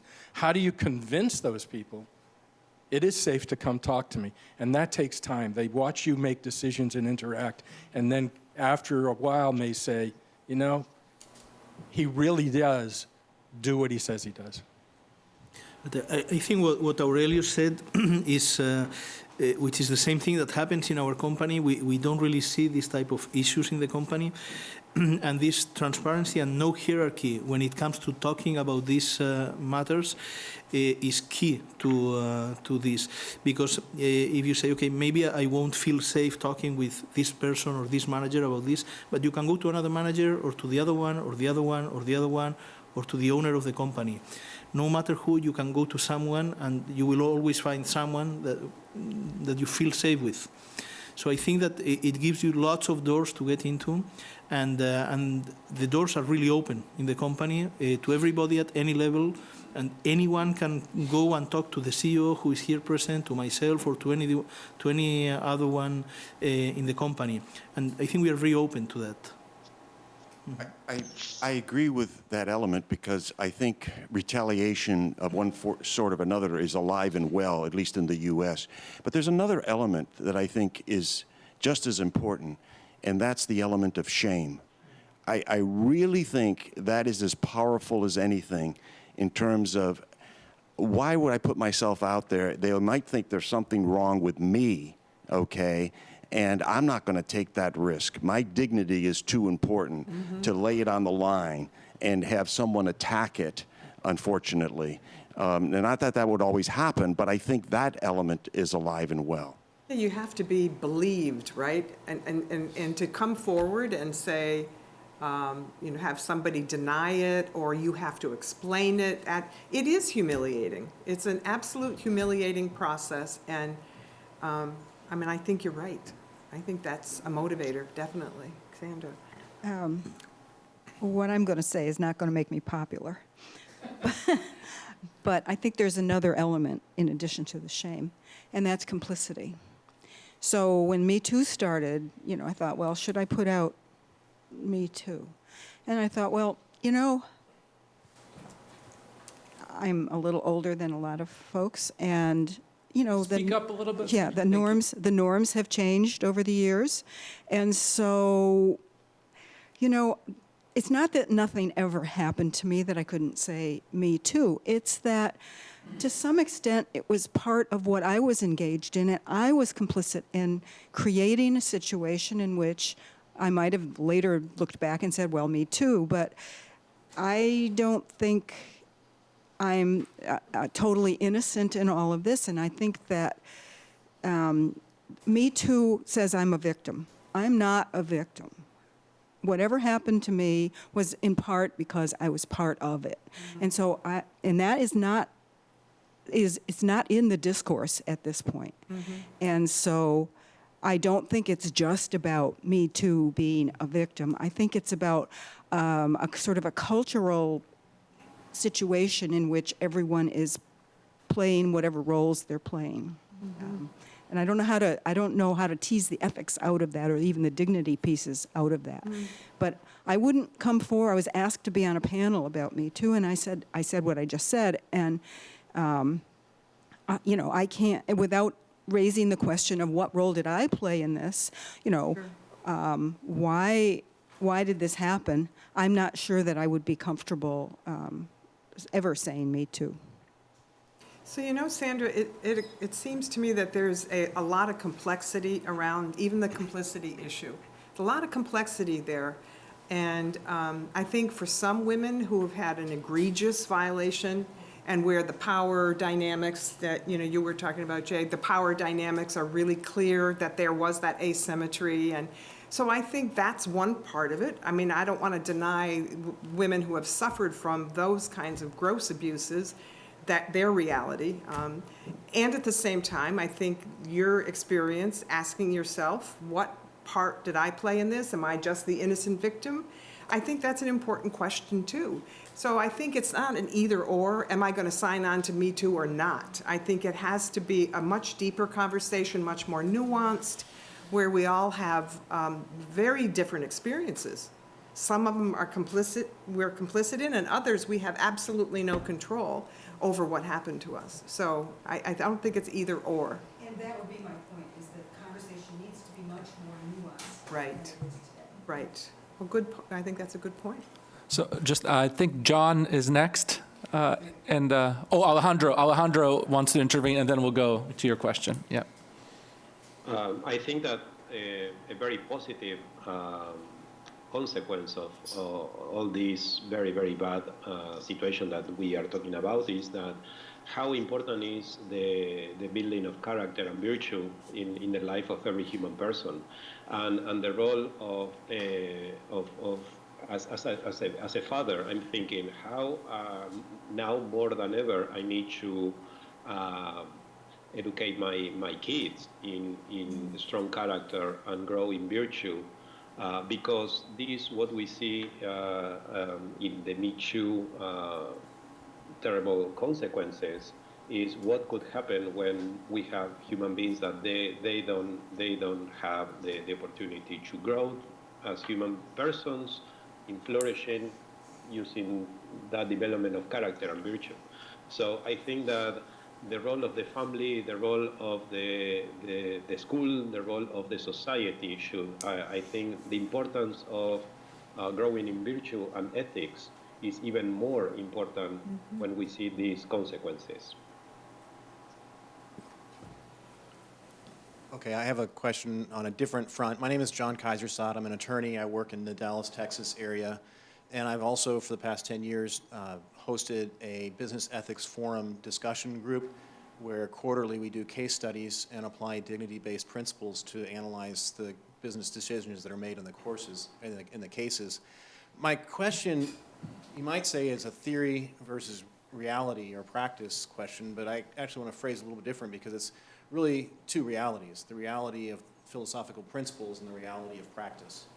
And Alejandro's comments actually are a great segue into this because he's talking about virtues, right? And say a father or mother and their family, they want to raise their children to practice virtues, right? But I guess, perhaps, in order to practice those virtues well, they need to know what the virtues are and be able to contemplate those virtues. And that's where my question is for the business executives that are here, is in business ethics, you could say that there's the philosophers and the academics who are concerned with understanding business ethics as such. And then there are the business people who are interested in practicing business ethics as such in business. And a lot of times when I do the business ethics forums that I do, when the people, the business executives that are participating, when they discover that there's more depth than just the golden rule, there's some principles behind it that they can analyze, and they're elated. They're very happy to make that discovery. So, at last, my question is, in your experience leading your companies, what is the value that you've experienced or that you see in understanding in a deeper way the principles about business ethics so that you can practice them? Or do you find that you just practice them and keep them on a more simple, superficial level that people generally can understand? What do you see as that interaction between the principles in theory, so to speak, and in practice? Well, I think that ethics in a company, that depends a lot on the company and what was the past of that company, where does that company come from. In our case, the founders of the company and the family, we are on the second generation right now, have a lot to do with the ethics of the company, because this is something which is embedded into the culture of the company right now. So we don't have written principles concerning these ethics, but they are there. You treat people with respect, there is trust.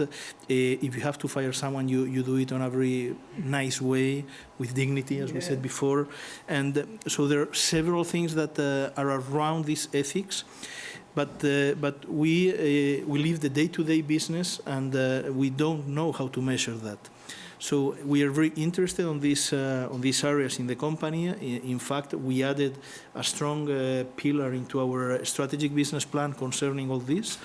And in fact, we hired IECO to help us develop all this area within the company, to measure it, to understand where we are, and to understand how can we perform better on these issues.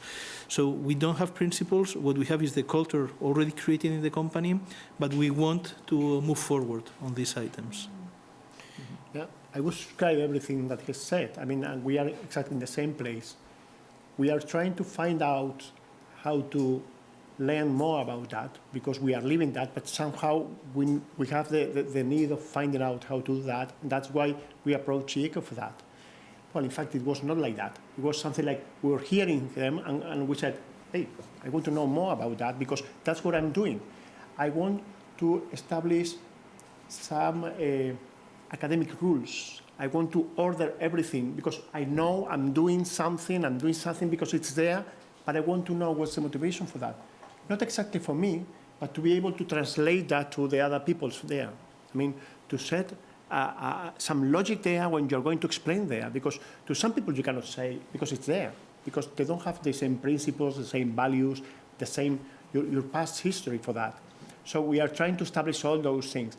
It's kind of difficult to do that. I mean, you have to study, you have to read a lot, you have to read the correct things also, which is important for that, and you have to stay tuned so that when you hear something like we are hearing there, say, hey, I want training on that, because I think I need those things. If you go for that, you know that you need to learn from that. It's a question from inside. Can John, I just have to respond, because when you said earlier, Aurelio said, ethics is a way of life, not a toolkit. Yeah. I loved that. I mean, I just loved when you said that, because I'm thinking, he has internalized this. This is about who he is, who the company is, and I thought you were saying, well, we're really not that interested in learning the theories and stuff, because if you don't know this, he said, if you don't just know this, then you're in trouble. Then you don't belong to our company. Anyway, I just wanted to say that as a counterpoint, because yes, of course, it's wonderful to learn all these ethical rules and principles. It's wonderful, but I just thought it was so refreshing to hear him say, it just is. We are just, who we are in our company. It was lovely. This is not prepared. I didn't know they were going to mention the IECO thing and how they approach to us. But as the director and founder of the IECO and promoting this project, I'm really glad that they were talking about that in your question, which is the connection between theory and practice. And I'm so happy that this year we had 2 practitioners. I think this is the model we want to continue having. And I'll tell you why, because as an academic for 25 years teaching management, I've been trying to teach character, virtues, all this thing. And by the way, no one is teaching this. I mean, now a few guys are teaching, but not so many professors at the university are talking about this. It's kind of a nice movement, but so the thing is that you try to do that, but then you say, okay, there is something wrong here. We need really to have the real people to see it, and to ask them, how do you do this? It's not just about the theory.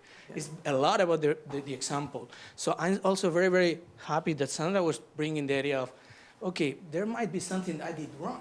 It's not just the victim. So that misunderstanding what Donna said about dignity starting from yourself. I mean, recognizing your own dignity. Many times these issues about sexual harassment has to do with people, men and women, not understanding their own dignity. Because they don't care about themselves. They don't love themselves enough. They behave in ways that they don't care about their dignity. Because they start not considering their own dignity as something important. And that's part of the idea of character and virtue of your children. Your rising children, that you want them to really care about that they are people with dignity, and they want to build a world of people loved out of their dignity. So I think we are now getting really deeper to the idea that you were all bringing, which is we really need this conversation about what is a human being, what is a person, the complexity of human beings. And we don't teach that in management. We don't teach what is a human being. We have human resource management. What is a person? I don't know. You are managing people, and you know what is a person. We don't study that. We need to go back there and then go to the real world of business and see examples where we academics will learn a lot. That's why we are so happy at IECO. All our projects of research right now are in real companies, asking them which one is your problem. And I wanted to take advantage of having the microphone, not only to connect all these things, but also we have here the 2 owners of the 2 companies that are represented by 2 managers here, and I know them, and they are practicing this. It's not like they are teaching it; they are practicing, and I would love to hear from them. Why were they coming here? Why are they decided to be part of this? And because this is the real thing. I think this is working because they really care, the owners, and then the managers, and then the rest of the company. So mixing up practitioners, theoretical guys, and then the owners, and then the workers, and the managers. This is great, because you get to know that this is deeper and much more complex, and we need a lot of cooperation in this kind of understanding. I would love to hear. I mean, I know that they wanted to ask questions, but I would love to hear from the owners of both companies helping IECO to do this and coming here to tell us what are they doing and why are they doing this? Why are they cooperating with us? Maybe Vicente. Poor Vincente. Oh, you just put him on the spot. I see what you did. Okay. Poor guy. Yeah. I'm sorry because my English is very bad. No, yes.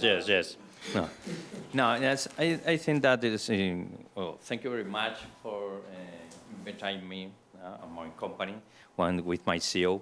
And for us, because I think that along the time, I thought a lot about the people and machines.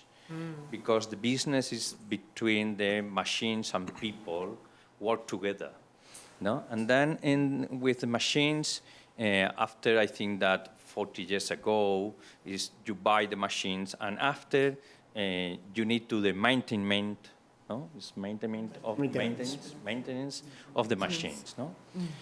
I think that in 15, 20 years ago, it's allowed we have people and need maintenance of the people, no? And it's like a process, and it's a lot of different theories or practices, no? Put the photograph of the best worker of the month, no? So, why put the photograph? Because I want to work more, no? Because I want the profit of the people. No, I put the photograph because it's a person that is very, very nice person in the company, no? I think that now is, yes, I am not expert, I'm sorry.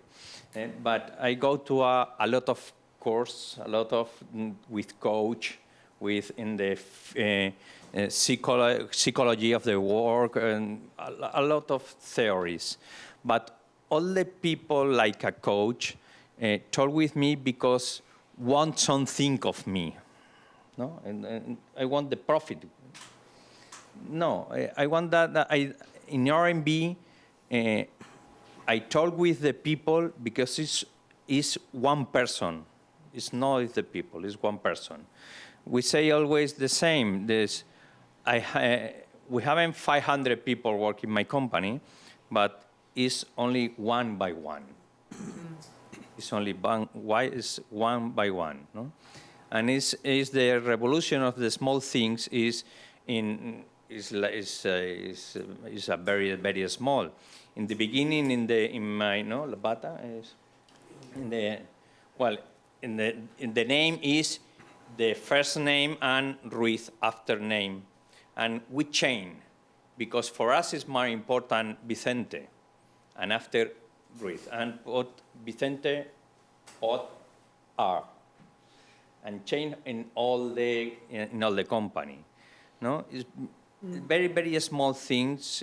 I think that's very important, but I don't. Esperamos. We don't expect anything. Yes. No. I'm sorry. I think that it's not easy for me. No. It's great. To explain, but for us it's very important. It's great. In our case, the collaboration with the IECO and the reason for being here in Boston, in Harvard, is to try to improve the company. No? Alejandro before explained us a theoretical model. If the company have good results, also will have a better impact in the environment. But this is a consequence of a good work, and et cetera, et cetera. This is the theoretical model Alejandro showed us before.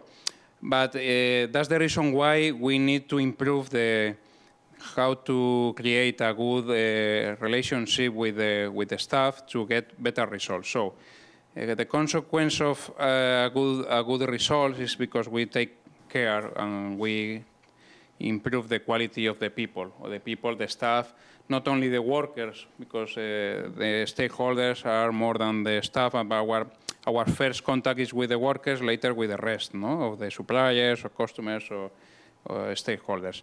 But how to improve the relation with the staff in order to be these people more satisfaction in the work and consequence the better performance for the company. This is the circle we need to close perfectly in order to better results.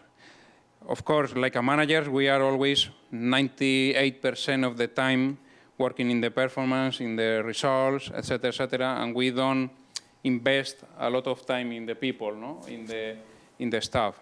In order we can get not 50%, in order to have 5% more, 10% more time to dedicate to the people, to take care about them, to improve activities together with them, small details to the people feel that they are important for the company. Change the name, like in the work wear for the staff, or activities day by day with them. In the moment that they feel that they are important, immediately they will get better results and better satisfaction. That's the question we need to start to think every day, or with more time, to get better satisfaction for the people, and finally better results for the company and for the stakeholders and the environment. That's the reason why we help to the IECO Cátedra and the collaboration with the Real Colegio Complutense and Harvard. This is our opinion, no?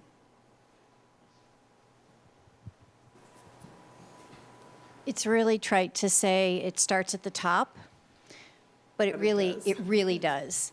And so when we think about the top, many times we think about the CEO, but I think a really important stakeholder group to have in this conversation is the board of directors. So what's the board of directors, what's on their agenda in terms of making sure there is respect and dignity for employees throughout the organization? So when Tyler was having his measurements, wouldn't it be refreshing, I'll steal your word, that the board of directors gets the results of those surveys? I sit on a board of directors, I see charts, I see graphs, I see all sorts of things. But I also want to see what's going on with the employees. Yeah. And so if the board sets that tone at the top, that's the kind of CEO they will hire. And conversations I have with boards is the respect and dignity of staff is not a project, and it's not an initiative. It is part of the fiber of the organization. It's part of the culture. It's how the organization breathes. And so we need to make sure that this agenda is on the board of directors' agenda as well, so that they hire CEOs and other executives who share those values, and then ideally it permeates throughout the organization. Yes, in our case, we have a very well-defined strategic business plan for the company with four main pillars that drive this strategy. First one is about becoming a reference, a worldwide reference in our industry. Second one is about being number one on innovation and brands. Third one is being best-class manufacturing site. But we have a fourth pillar, which is ethics and sustainability. So it is as important as the other ones, and the full strategy is something which is followed on the board. So it is something that we are on there. Mm-hmm. I'd like to say, first of all, it was lovely hearing from Raul and Vicente about your experience with your company and what's important to you. I really appreciated your comments. I want to make a plug for the Humanistic Management Network. We have Erica and Sandra both up here who are members of this network. And the idea of the Humanistic Management Network is that instead of putting shareholder profits at the center of concern of the company, they have put human dignity as the center of concern. And there has been research over the last, 5-10 years, that has actually shown that when human dignity is showcased as part of the business mission and the business plan, the protection and the value of human dignity, well, guess what happens? Profits increase, loyalty, trust, all of these things. But they make it very clear, and help me, Erica, if I don't get this right, but they make it very clear, just because it makes more profit, it isn't the reason why we want to do this. We want to treat people with dignity because it's the right thing to do. And if it actually increases profits and well-being in the culture, wonderful. But their focus is really strictly on trying to promote, and it's not just the dignity of your people, it's all the way down the supply chain, too. Yeah. So, and the environment, of course, is another big aspect of the Humanistic Management Network. So you're in good company. I wanted to tell Raul and Vicente that you're in really good company here, and to Nicolas and Aurelio too, because other people have this consciousness now that you're trying to promote and cultivate in your business, and I think there's something big happening in the world. I'm so excited about it. People say to me, oh my God, Donna, there's so much indignity all around. I say, no, there is a counterforce here. And all of us here, I mean, you wouldn't be here if you're not interested, those of you who are in the audience. So I think this is something that we have to celebrate, we have to rejoice in, that we're doing something right. All of us here, everybody's making a contribution. Just one thing, we were thinking about all those things, about the cultural change that we are making and all those things, our reorganization, and we find out that we can split that into 4 pillars there. The first one was people and professional, and we don't want to differentiate that. I mean, we don't want only to focus on people, because once again, we are business, we need professionals for that. But you cannot differentiate that. So it's a good thing to put people and professional, because you want to have both things. I want to care of people because they are people, but I want to care about professional also, because we need them, we need professionals. We don't just need people, we need people that are good professionals for that. The second one was image and design. I mean, we are developing fragrances, cosmetics, and all those things, so that's important for us. And the other one was excellence and technology. We want to excel in everything that we make from a technological point of view, whether it's in formulas, in manufacturing, or whatever. I mean, we have our feet on the ground. I mean, we are not naive with that. The fourth one is taking care of our environment. Whatever environment is. I mean, not only not polluting the rivers or something like that, but also the society that we have around, which links to the first point. When we're talking about people, we're not only talking about strictly our people, the people that work with us. It's much broader than that. So those are the pillars that we are making there, the differentiation for that. And everybody has that pretty clear for that. That's something like the ground you go by. I mean, where does it fit here? And if it doesn't fit, either we change these pillars here, or we change the thing that we want to go to. That's it. Also, I think that concerning the values of the company, if we look at the values as one onion with layers, we have like the core values, like trust, dignity. All these are something that either you have it or you don't. If you have it, you have a place with us in the company. If you don't, we will try to do our best, but maybe you came into the wrong company or we got the wrong person. But if there's no feeling there, it doesn't make sense to continue moving forward. And then on the other layers, you may have values that let you compete in the market, values that let you win your competitors. But on the core, we will have this type of values. And whether you have them or not will differentiate whether you step through the door, through the entrance door, or you don't. Yep. Great. Well, we have a lot more time. We have at least another half hour, and perhaps I can ask a question at this point and continue the conversation. I really liked Alejandro and John's sort of questions or statements, which took us more in this, holistic talk, raised the question of stakeholders and the holistic approach, or the more integral approach to business and management and work. I wonder, however, if, and maybe this is a cultural or cross-cultural question, really, whether you, as business persons in Spain, see a positive role for the state or the government to play in helping you with this integral approach, or is government or state primarily the problem, as there's a strand of thought that would sort of, argue that or say that, and do you think there are partnerships? Are there ways to leverage, if you will, the state or government, or generally do you just want to be left alone for the most part? Next question. Yes. That's a very difficult one. That's a very difficult one to answer. But I think what governments can do is start with kids, just teaching them, as we said, on these virtues, on this dignity, on all these matters, because if they grow up with these things, they will, in the future, whenever they come to the companies or to higher positions in companies or institutions, they will already bring this with them. So that everything starts from the bottom. Yeah, I agree with that. I mean, the first thing there is educating people from the very beginning.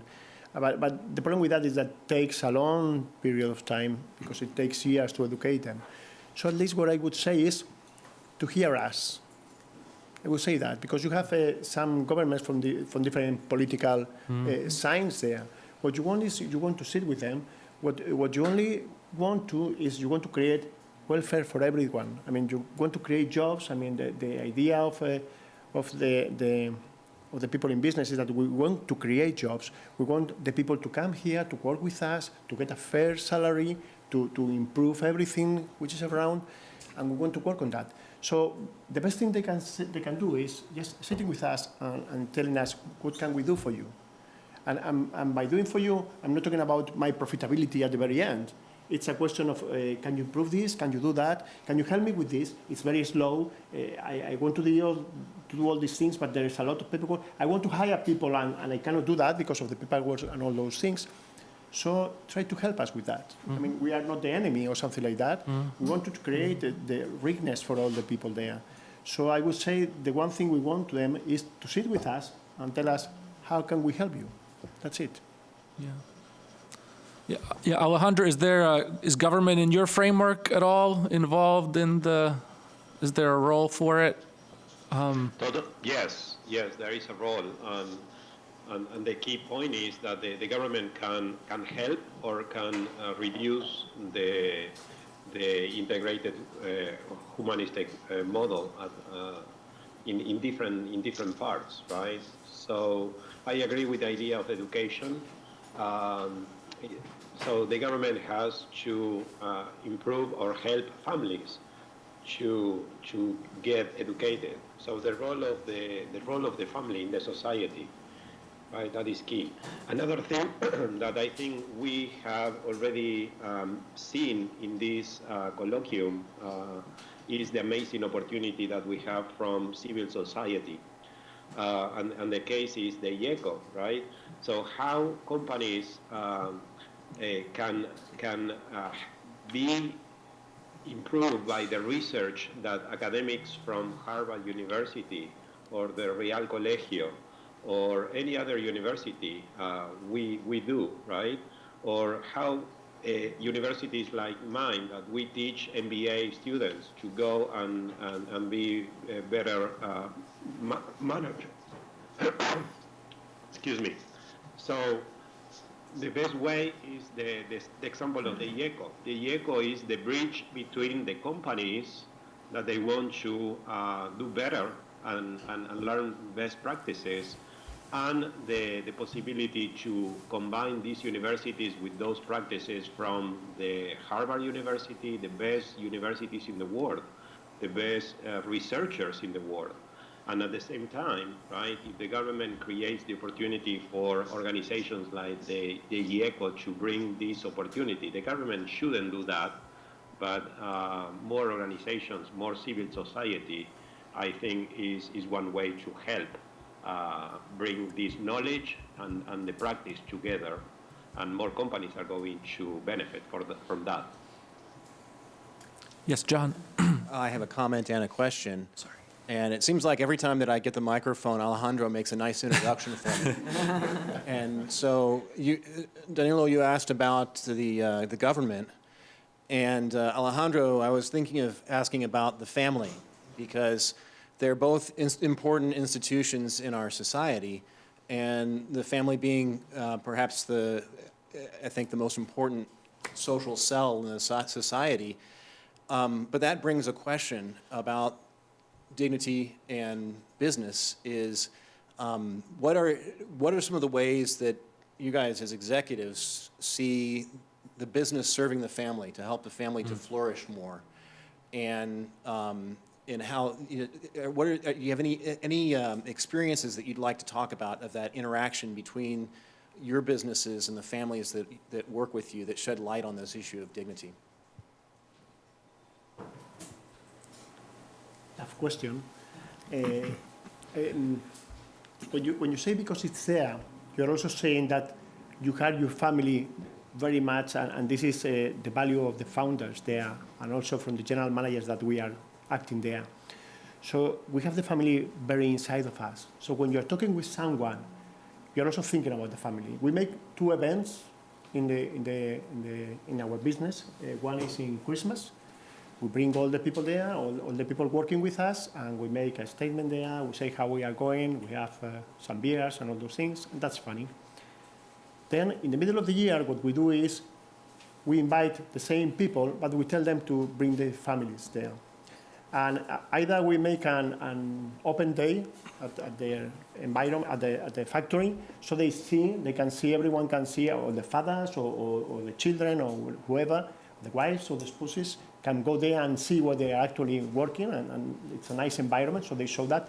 Or we have a meal outside. We go and we pick up some, we do some strange thing with plants, that we are removing plants or something like that for the environment, and then afterwards we have a meal or something like that, because we think it's clear that we have to focus also on the families. I mean, the people are not isolated people. I mean, it's me and my circumstances, okay? So it's me and my family. And not moving for that. Mm-hmm. And it's really funny when you see how proud the people are saying, okay, I'm working here, these are the managers I have here, these are the people I'm working with, and you can share all those things with that. We try to help as much as possible to the family.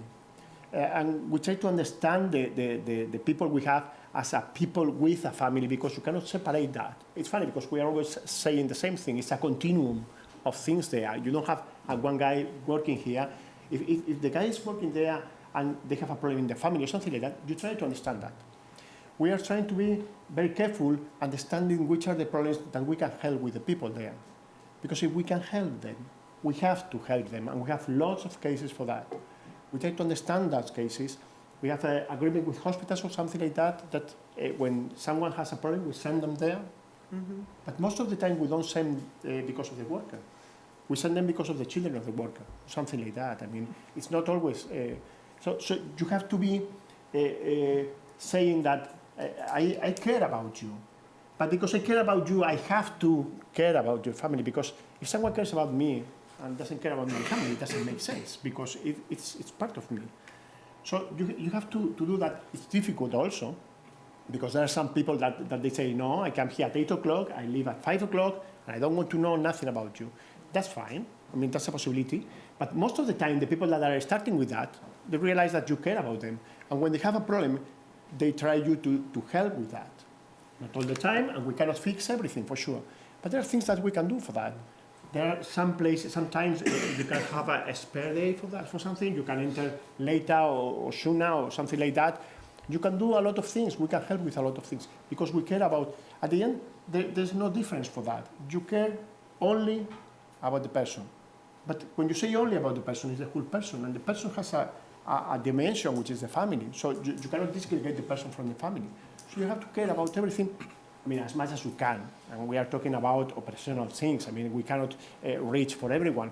But we have been doing a lot of things with the workers and with the fathers of the workers, which are very old and they need to fix something, or they have a problem in the family or something like that. And most of these things, not even the management knows that we are doing that. Or not exactly that. We don't even know to whom we are doing that. It's a question of human resources, and sometimes human resources doesn't know exactly who is, because we try to compartmentalize, something like that, a lot for that. And you only realize that you have done something for that family when the people working with you comes along and say, thank you because you have fixed this, this, and this, and you have helped me with that. Then when you do that, you're trying to send the message that we care about the people, and caring about the people is caring also about the families. I mean, as much as you can. You cannot fix everything, you cannot help everyone, but at least they know that if you can do that, they can ask for that, because you are going to try to do your best for that. I don't know if I answer your question. I fully agree with that. I think we act very much the same way in our company. People don't have to ask for permission if they need to go out to do something with their kids, or to go because they are acting, or to go help them because they have an exam or things like that. They just say, I'm leaving for this, and the company is very open to this. And I think it's part of the company. Everybody, when you talk to them, they always come out with this flexibility that we provide for this family work-life balance, and they're very happy with it. But also, you might have one day, 1 week, or whatever of hard work where you cannot really have this presence with your family. And we're very keen on having people leaving at 6, going home, having dinner with the kids, being with them for the studies, whatever.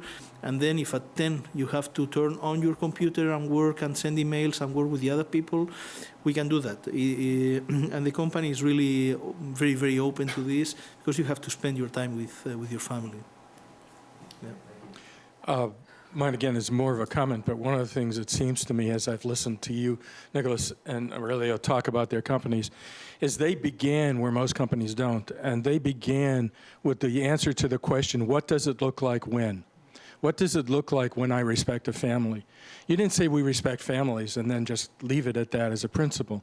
You actually have actions that define what the principle is, even if you haven't articulated all of the principles. And I think a lot of companies, when they get their value list, they're all beautiful, but they don't have the conversation of what does it look like when you're a salesperson facing a customer for you to sell with integrity? What does it look like for you to sell with dignity? What does it look like for the CEO to treat the housekeeper in a hospital with compassion and dignity? Not, yeah, we have compassion. That's great. Tell me in your words, the next time you go out, what actions will you take that will demonstrate that's how you're living our values? And I find it unique because you began with, what does it look like? Your companies grew up defining by behavior what it looks like, and now you may be coming around to, we ought to write down the principles we're living by. But you're living by them, and that's the important part. There's a funny thing there, as you have said, there's a funny thing, like 10 years ago, something like that, we had a consultant came there to the business and says, I'm coming here to see what you're doing about SCR, social corporate responsibility, what you're doing on SCR. We say we are doing nothing. No, we are doing nothing, I mean, just the normal thing, we do nothing. Oh, so you just play your employees, there is no benefit? Well, yes, of course, we have benefits, I mean, we pay for the kindergarten. Oh, but that's SCR. Oh, we didn't know that. You don't do any of it? Well, if they don't go to kindergarten, but they have their parents taking care of them, we also pay them for something. Oh, that's SCR also. Oh, great. No, by the way, we started saying a lot of things, like I said, that's SCR. We didn't know that. So the thing is, you do things because you have to do them. And as you say, now we're trying to find out where to fix that, where to put those things there. But suddenly we were making a lot of SCR and we didn't know that. But there are lots of things that you are doing. At the end, is taking care of your people for that.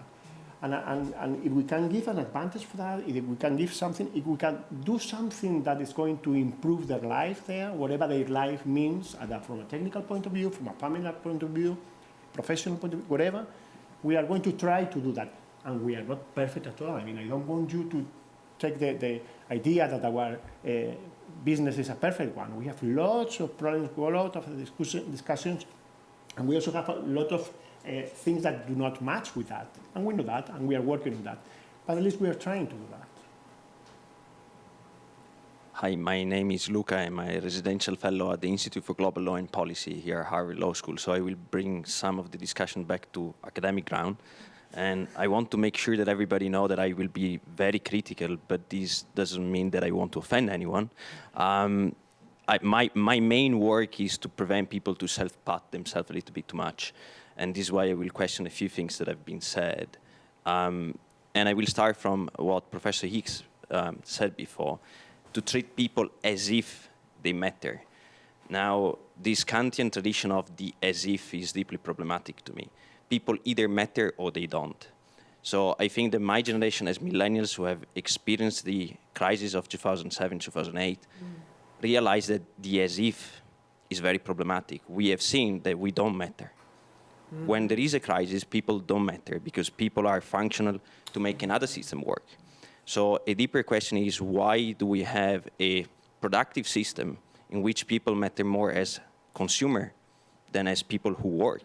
So we matter more as consumer than as workers. To produce an illusion, so a culture of, I like your post on Facebook, or whatever that is, or we make activities in the company to make you believe that you matter. Then at the proof of fact, it turns out that you don't.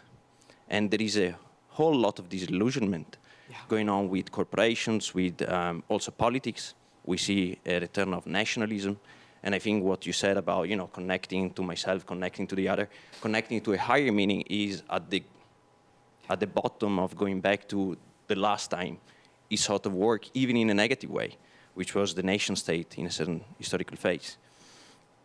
And I want to specify a little bit, we forget that ethics was our main enemy during the Enlightenment.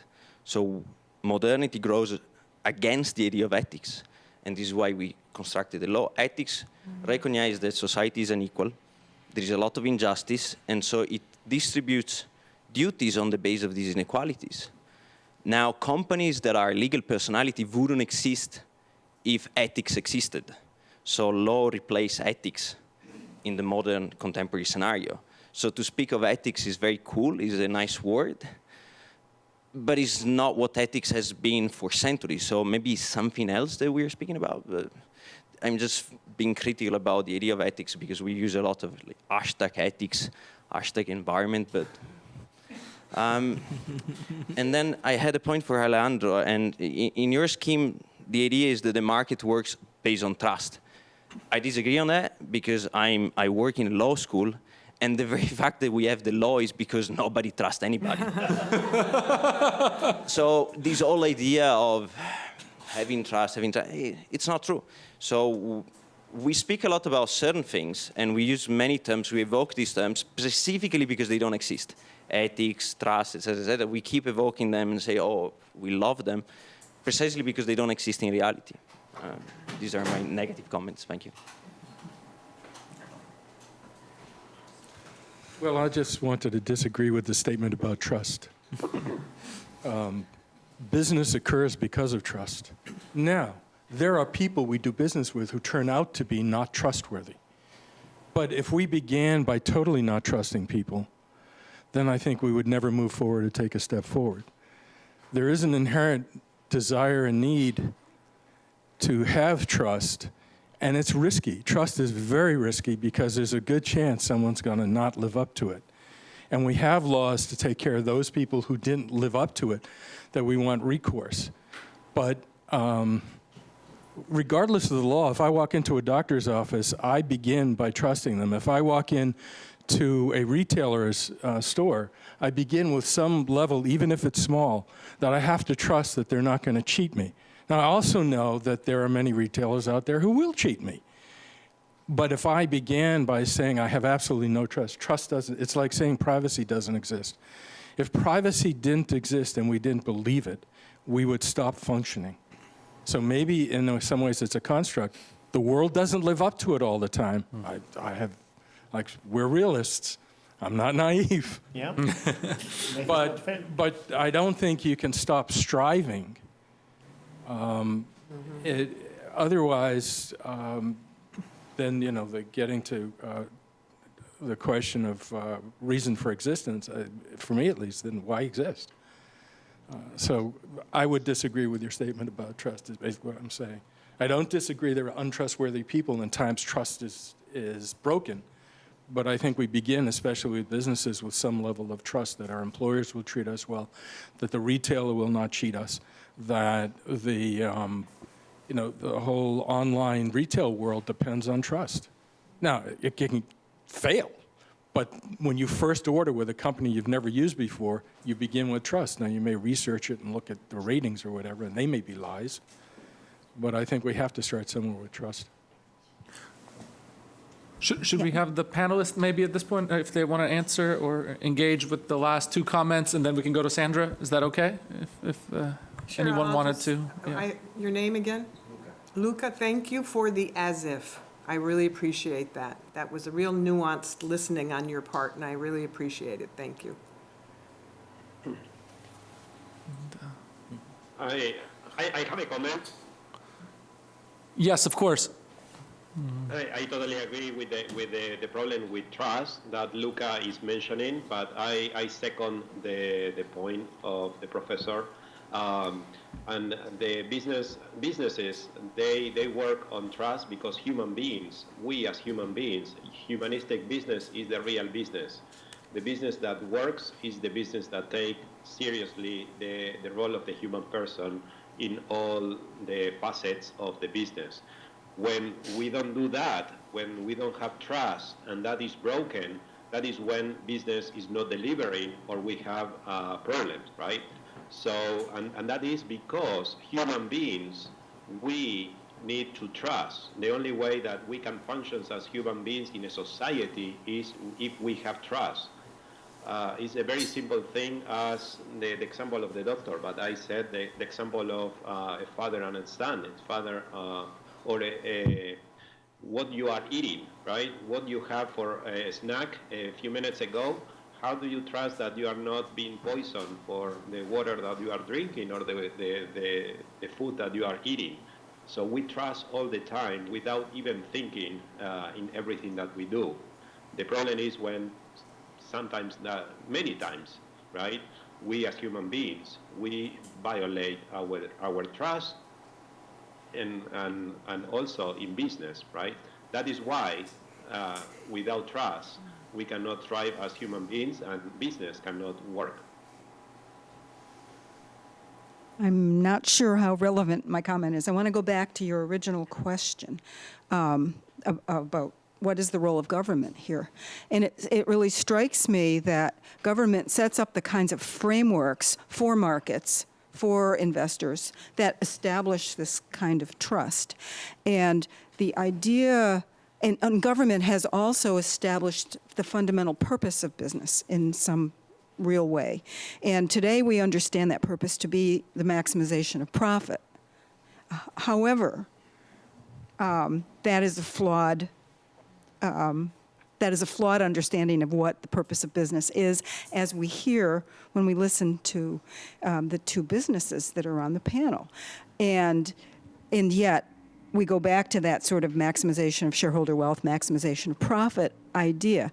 And a key role for business in the future in an ecologically challenged context, in an inequality challenged context in which we live right now, is for governments to rethink how they define the purpose of business, so that we might get to something more like what Tom Donaldson and Jim Walsh have called collective value absent dignity violations, which is explicit in their framework, as the fundamental purpose of business. Businesses are here to serve the interests of society, not to dominate society, and we need to begin to rethink businesses along those lines with the absence of dignity violations. And Donaldson and Walsh talk about it in the context of human dignity violations, but I would extend that also to the violation of nature. Yes. So. Yeah. Reactions to that, or? I wanted to make sure that we really pay attention to Luca, because he's our future employee in one of our companies, organizations. He may not ever join a particular company, but maybe it's a academic institution. But I worry about groupthink because of the demographics in this room, and there's a few very, very young people, one of which is him. And I've got to reflect and really think about his challenge to us, because it's appreciated, and I just needed to say that. No, I just would second that. I would agree. His questions are excellent and have to be asked, and they have to be part of the conversation, or else we're going to get stuck. Well, I wanted to talk like 5 minutes ago, and I was about that. I met Luca here at Harvard. We're in the same program. We're affiliated to the same institute. We had a fantastic conversation. Last one was 2 hours, philosophical. And he's always like trying to say, okay, as an academic, as a student, I need to see why this is not working, and pushing and saying the negative aspects I don't. So I really love what he did, and we need that. And young people are doing that right, so I really appreciate what he did. And also I think that he was bringing something that is really deep here, because he's absolutely right. The concept of ethics we've been teaching for decades is wrong. It's basically a normative one, which is just about norms, and that's why it has to be substituted by law, because at the end it's norms, it's just the law. The law will cover that. But you were not talking only about that. You were talking about the idea of ethics that is there in the real world and is more philosophically connected with Aristotle and flourishing, which is not only norms. Norms make sense because they look for the good. And they are the theory and norms rules that you get for the good. And that's possible only through the practice of virtue. So norms and virtues like the means to the end, and the end is to do the good. And by the way, ethics exist. And because ethics exists, we have law and trust. Because the idea of ethics, the traditional idea is that we can do right or wrong. So we can do wrong, and that's why we don't trust people, and that's why we have law, and we need rules, and all that stuff. The evil is there. I mean, it's there, and we know that's why you keep saying we're not naive. The evil is there. We know it's there. This is reality, which doesn't mean that we want to keep talking about the good, because we believe that trust is what is building the opposite. All the models that we have in economics right now, it was recognized the other day in our last session we had, all the models in economics and management are based on the idea of control and mistrust and not trusting people. So because you don't trust, you control and you evaluate the risk of that. And all the economic system is based on that. Well, it's fine, but we also have the positive element of trust. Everything is based on the idea that you trust others. You may not trust, but if you don't move the economy and the system and companies based on the idea that we trust others, we don't move. Relationship doesn't. So I wanted to make a comment before just this, but then you were saying that, and I think the comment I was going to do is like more philosophical, but the medieval philosopher used to say we have to distinguish without separating. In reality, when understanding reality, and this is exactly what we try to do here today. Like, okay, I mean, you're a person and a professional. You need to consider both things. Of course, they are different. You cannot separate, but they're distinct at the same time. So we need to ask academics and people working together, we need to build bridges. He said that, and I love that.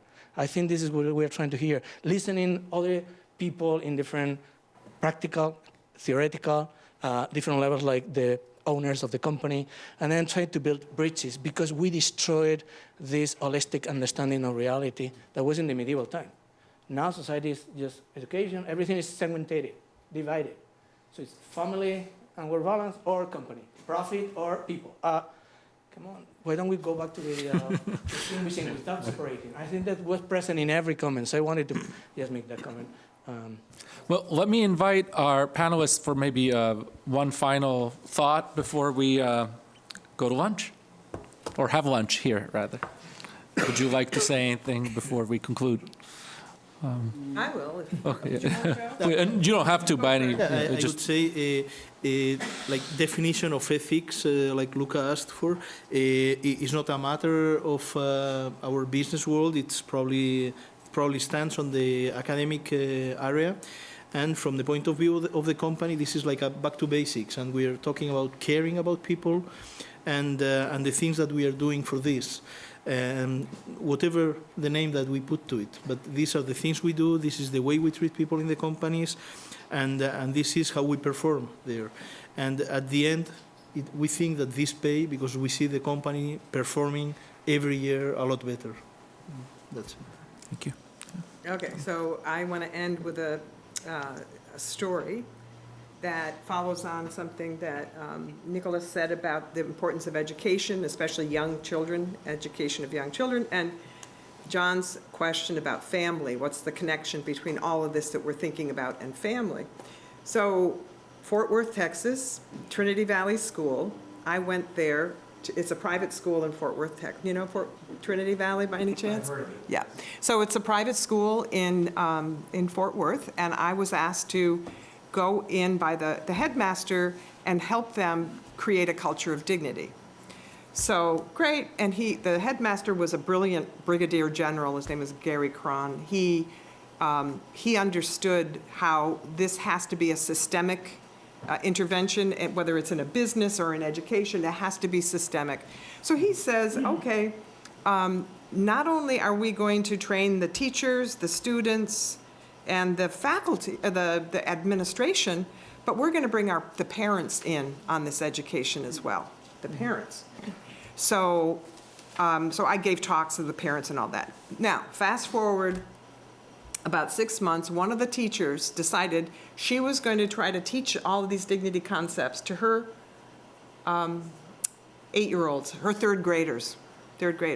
And she developed this whole dignity curriculum. It was fantastic. It was just, I mean, I wish I had time to go into that. But the kids ended up loving it. and it was an entire semester where they learned to become dignity leaders. That was their job. They're going to be, at the end of their training, they're going to be a dignity leader, and they had certain obligations. Their obligations were to spread this message and this understanding to other people. And every day they had to do this during their training. The little kid goes home, and the mother and the father, they're all sitting around the dining table with him and his brother. And the mother said something to the brother that the brother got really upset about. And this little guy who took the dignity training says to his mother, "Mom, I think you just violated John's dignity." And because the mother was part of the, she had been part of the training, she said to this little guy, "I think I did, and thank you so much for pointing it out." So I end this way because I think, I have great hope for the children. And I have great hope because I think, Luca, thank you for your intervention, because I think the youth see better than we do all of the indignities that we have unknowingly perpetrated on one another. They see it. And I see this little kid having the bravery and the courage to go to his mom and say, "Hey, you just..." So I think we're in a good place. I really do. Whether it's in business, education, healthcare, that's another story. We're onto something here. We really are. So thank you, everybody. Thank you, Donna, and thank you, Aurelio, Nicolas, Alejandro, and Tyler, of course, and Manolo. And I think this closes the 6th colloquium. So